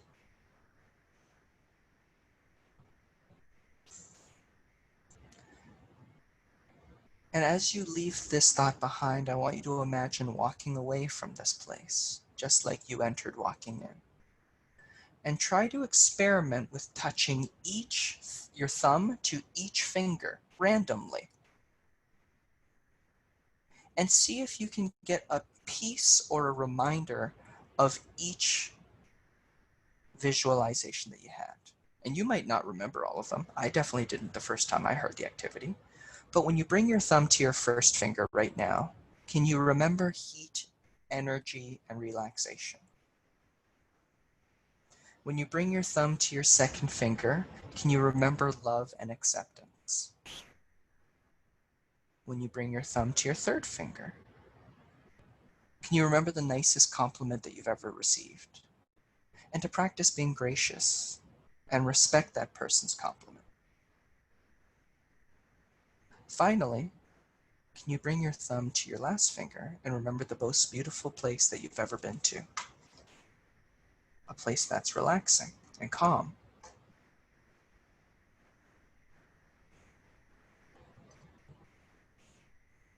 Whenever you're ready, go ahead and open your eyes.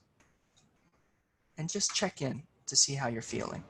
I believe we have another poll here, right? What changes have you noticed?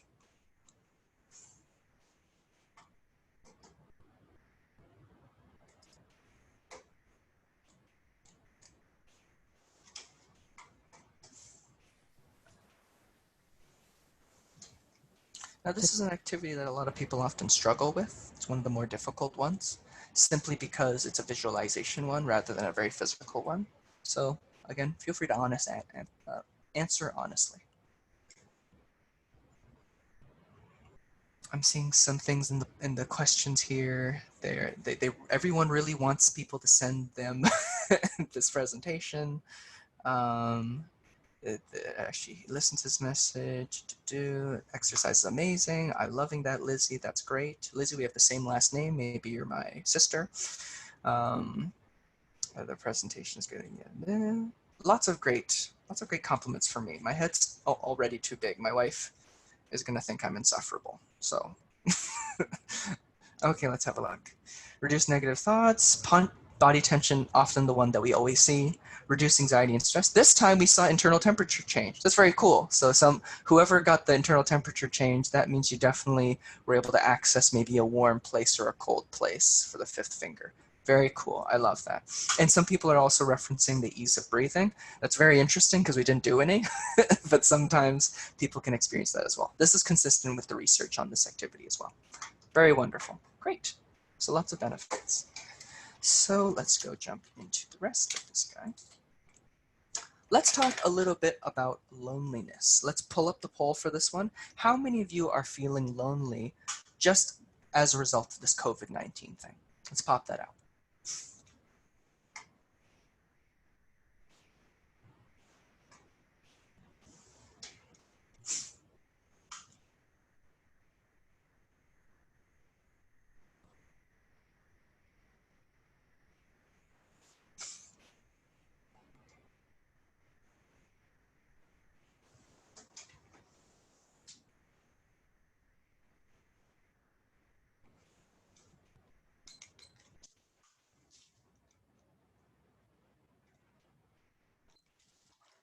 Feeling disconnected, not me, I'm doing well. Lots of people are feeling disconnected right now. Some people are doing well. I'm loving that. I have a lot of my clients who are some of them are actually getting used to working from home. Some of them feeling really disconnected because they're away from their team and their work family. Well, here are some of the things that I'm definitely hearing. I feel like you're the only one I can talk to, so they're referencing me. My family doesn't understand. My wife doesn't listen to me. My husband just doesn't get emotions, you know? I don't want to burden my family and friends. They already deal with so much. I hear this one probably most of all. They don't care about my problems in response to the previous one. So what we know is that loneliness is affecting vast majority of my clients, and it doesn't matter if they have one friend, two friend, or a million Facebook friends. All that matters is that they're feeling lonely. Why do we feel lonely? It's because we're missing connection. I have many clients who are stuck at home. They have families of anywhere from 5 to 8 people in one household. That's a lot of people, lots of people to interact with, but still they lack connection because my family doesn't understand. I don't feel supported from my loved one. My children don't get me, or I don't understand them. So loneliness is not the result of proximity to people, it's the result of a lack of connection with those people that you're close to. You can be very much in love with someone, you can very much be connected with someone, but still feel lonely in that relationship, right?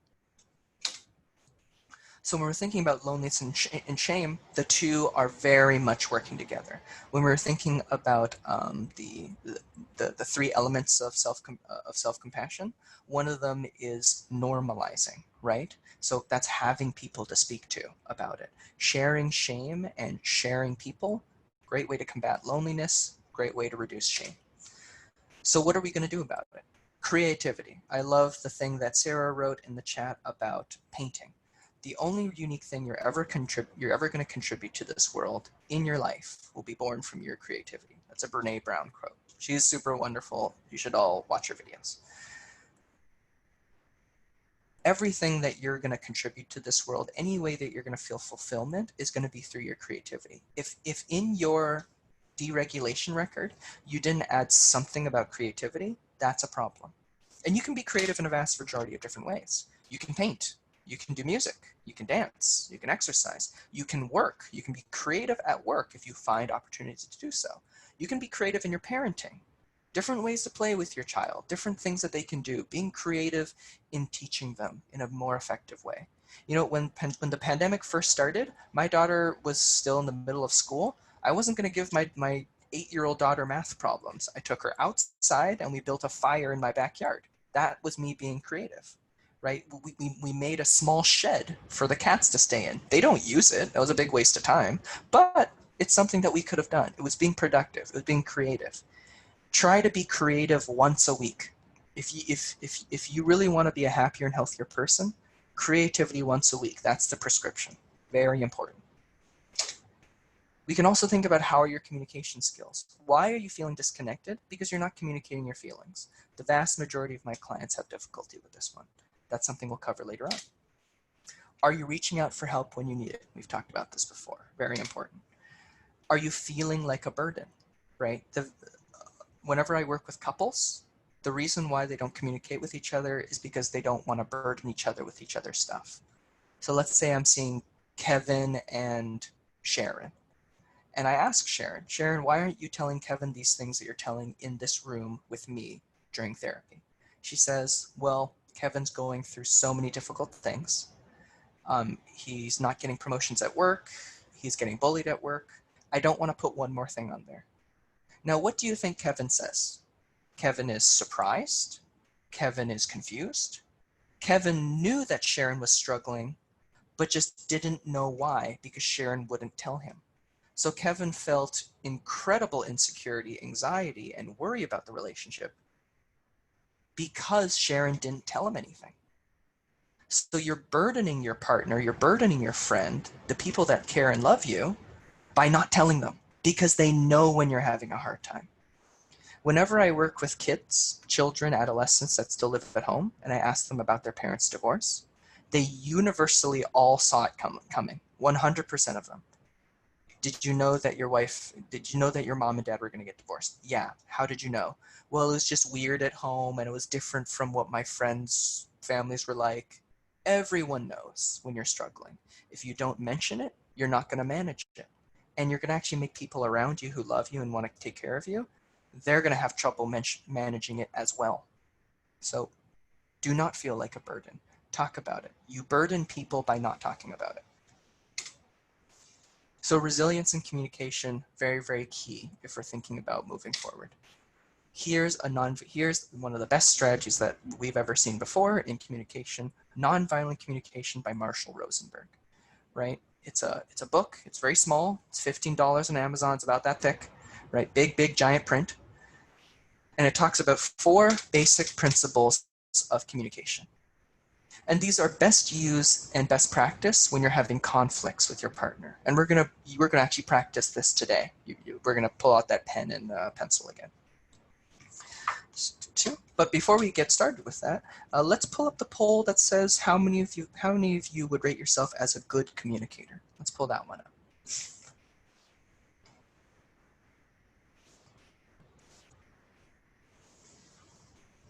Yeah, BreneBrown.com. That's a great one. She had a podcast that started right when pandemic started. I think she might have predicted it.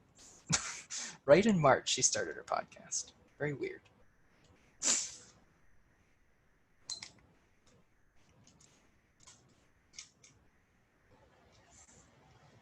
Let's see what comes up on our poll here.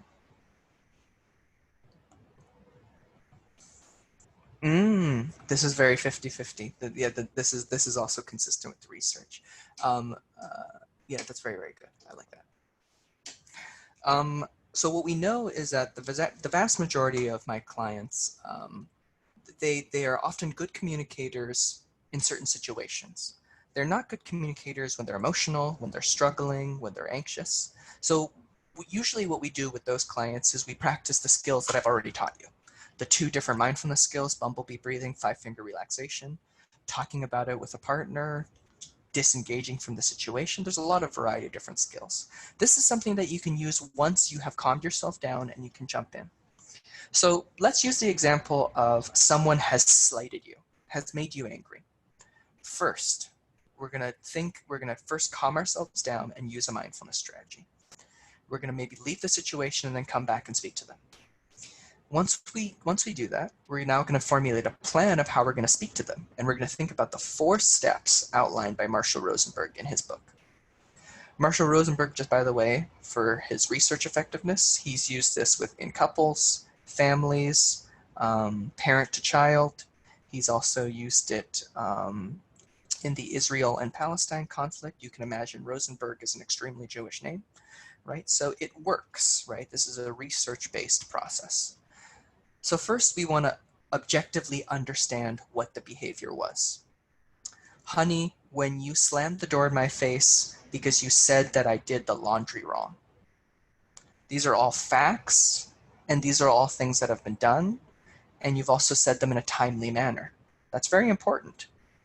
If you start saying things like, when you're such a B word to me, or why, or like when you victimized me and made me feel like crap, you're not being objective, you're not being understanding, you're inviting the person you're talking to be defensive.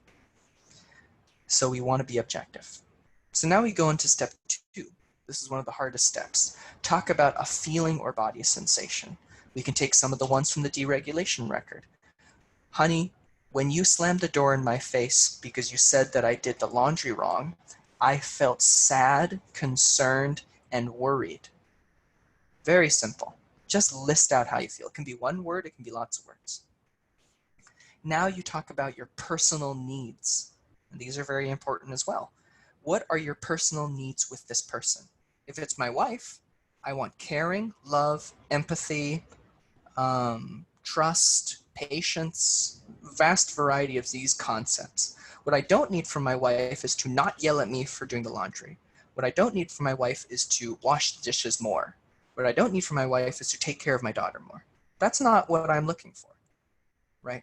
I'm looking for real connection points here. I'm not looking for things that I want my wife to do. I'm thinking of things that I need from her to make myself feel good, which is connection, love, patience, and trust. This is where you talk about your trust. Step 1. Honey, when you slammed the door in my face because you said that I did the laundry wrong. Step 2. I felt sad, confused, angry, and stressed out. Step 3. I need patience. I needed love. I needed to trust you. Whatever you want. Now we go into step 4. This is the easiest step. We love this one. What are you going to do about it? Honey, I want to make our relationship better. I don't want us to keep fighting like this. So, would you be willing, ask a question, to talk about this further when we have more time? Or would you be willing to help me understand what I did wrong with the laundry? Whatever you want to do. Step 4 is very important because you're creating something that you need to do. Step 1 is also important because you're talking about what needs to change. Step 2 and 3 are the most important because it involves breaking down your conversation partner and leaving yourself vulnerable, right? What this communication style does is, first you talk about what's going on. Your partner inevitably brings the guns up and starts being defensive.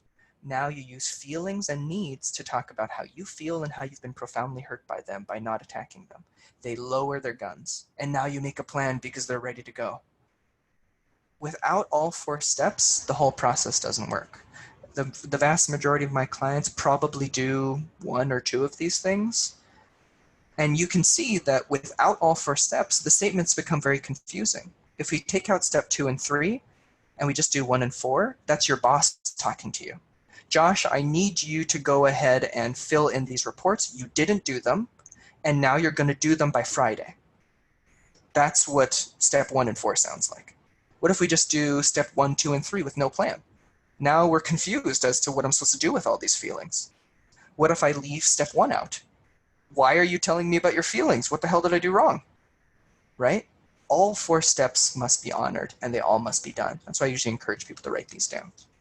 So we're going to go ahead and practice this. Our last and final activity is going to focus on Sandra. Your wife, Sandra, or you can change it to your husband, the male version of Sandra, has been dealing with a great deal of stress while at her new job.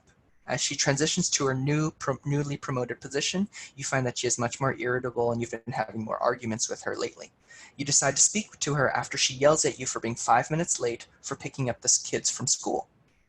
I want all of you to spend 3 minutes to do your best and write this out.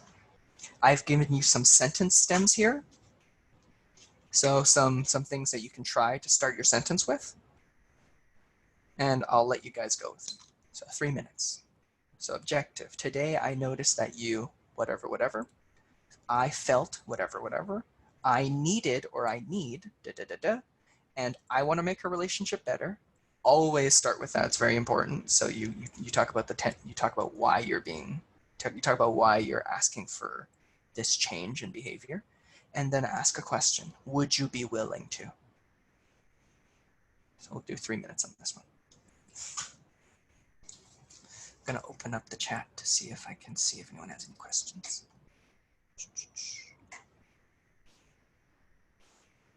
I've got this Zoom thing down. I pulled it up for myself.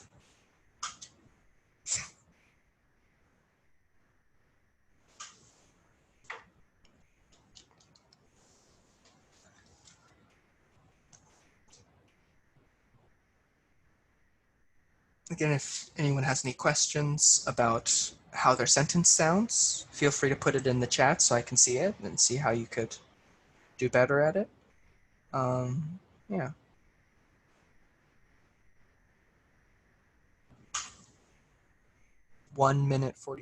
Sorry, 2 minutes, 45 seconds left.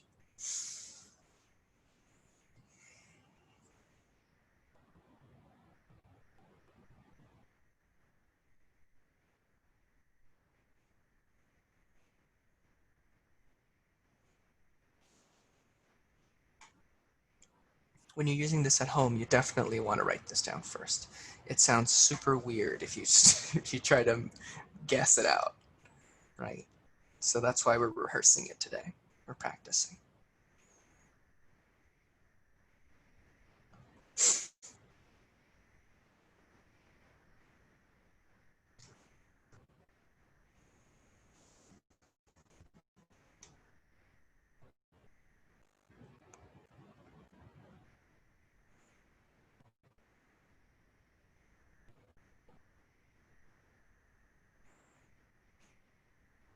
Got 1 minute left at this point.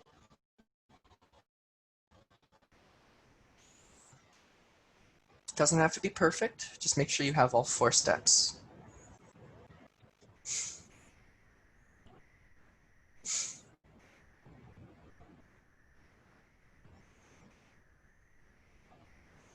Remember, with needs, people make a lot of mistakes here in needs. I need you to do the laundry. I need you to listen to me. I need you to blah, blah, blah. No one needs to do any of that. Who cares about the laundry? You need a good relationship with your wife or husband. That's what you need. That's the foundation of everything.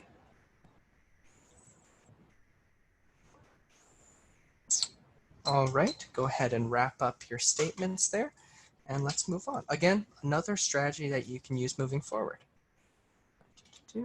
So here's just some general tips to be a good communicator.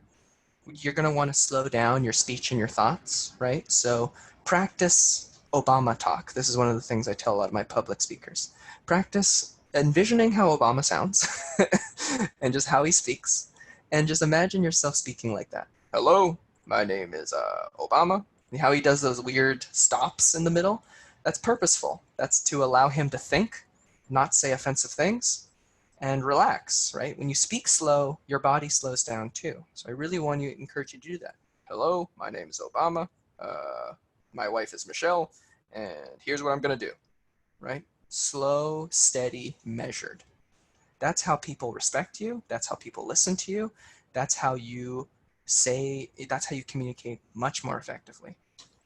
Disengage. When you're getting hot and emotional, get out of there. No one is a very, very productive thinker and a very non-defensive person and willing to learn and do better when they're anxious, angry, stressed out, or sad. Disengage. Leave the situation. Give yourself a half hour, right, when you get into a fight. Then come back and work on it together. Don't ignore it. Come back and work on it again. Listen, listen, listen. We spend very little time listening. When someone is telling you something, listen for the pieces in there. And this is a therapist technique, right?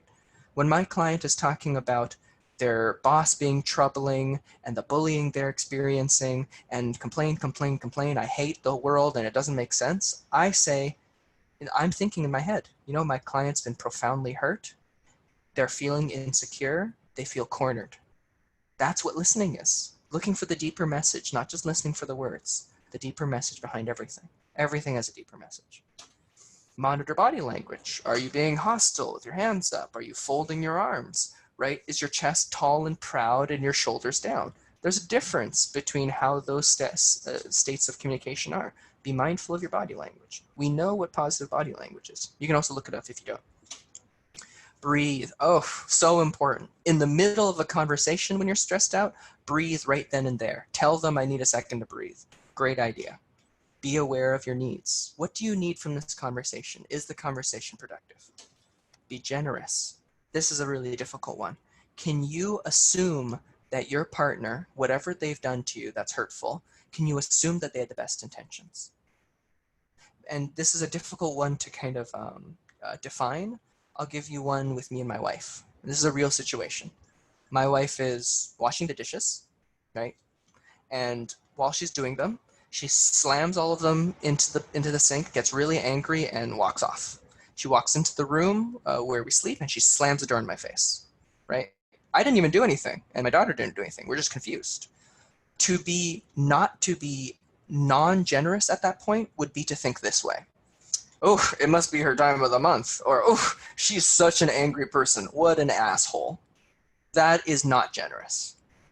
Generous is this. My wife is a nurse practitioner. She works 12 to 15-hour days.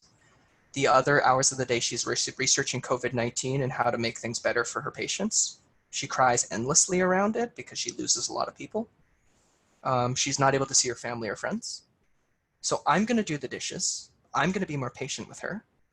And she's had a bad day, and I've got to honor that. That's generosity. My wife had lots of reasons to be angry.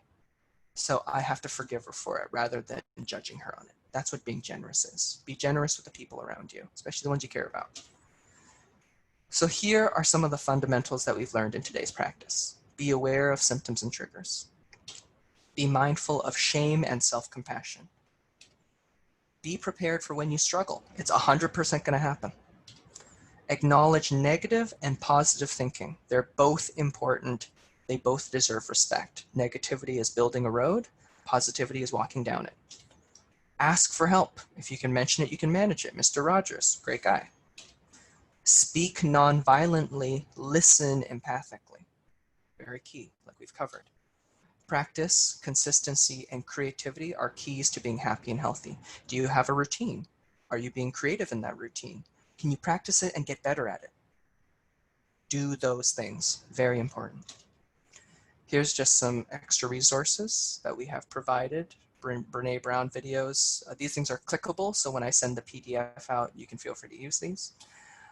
There's also the Self-Compassion website by Kristen Neff. She's a doctor who has researched self-compassion for many years. I encourage you to look at this website too, selfcompassion.org, or research Kristen Neff on Google. Some books to reference that helped build this presentation. Very, very key concepts. The middle one there is probably the easiest to read. The one to left and right, they're kind of difficult if you're not a mental health professional. But if you have some knowledge and you're looking for some difficult reads, really look into this. It'd be very helpful. More books that are very helpful. If you want a story of resilience, the left-hand book is a very, very tragic story of resilience. I'd really look into that. And several other things there. Here's some of my references, some of the research that I look forward to. There's more, but I couldn't fit them all in the presentation. And yeah, that's the end of it. So let's just jump into some of the questions that anybody has. We'll just spend a little bit of time looking through those. So I'm gonna go back to current slides. So these things are still up. And yeah, the floor is all yours, everybody.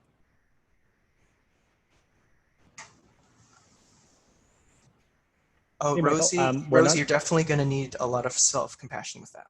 You definitely. Okay, yeah. Sorry, go ahead, Josh. Oh, sorry. We're not seeing any questions right now in the chat, but just to also mention that if people want to use the Q&A function, they can pose their questions that way as well. How do I look for that? How do I see the Q&A so we don't have any questions in the Q&A at the moment. Okay. It will show at the bottom of the screen. Sounds good. So should I just leave time open and then see if anyone has questions? Sure. Yeah. Okay. Sounds good. I really love Michael's presentation. I love that. Thanks for saying that. Any questions about any of the concepts we've talked about today? If I can clarify them more for you, you're also allowed to disagree with me. So always happy to hear what's going on. Thanks for that, Rebecca. I appreciate that.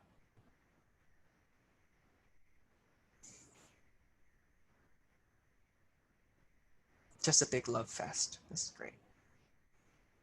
Maybe we'll throw it over to Sarah, Rebecca, and Marcella, see if they have any questions they'd like to ask. Sure. Yeah. If no one has any questions, because I did the presentation perfectly, that's also fine. Yeah, absolutely. What's your take? Yeah. Oh, sorry. Go ahead. Rebecca, what's your take on belly breathing versus bumblebee breathing? Bumblebee breathing, there's a lot of sciencey stuff that's involved with why the bumblebee breathing works more effectively than belly breathing. Essentially, you can feel it a lot more effectively. So there's this feeling in your throat and your chest that specifically happens when you make that weird noise that we all made. Because of that, it's often a more effective breathing strategy because it forces you to feel something.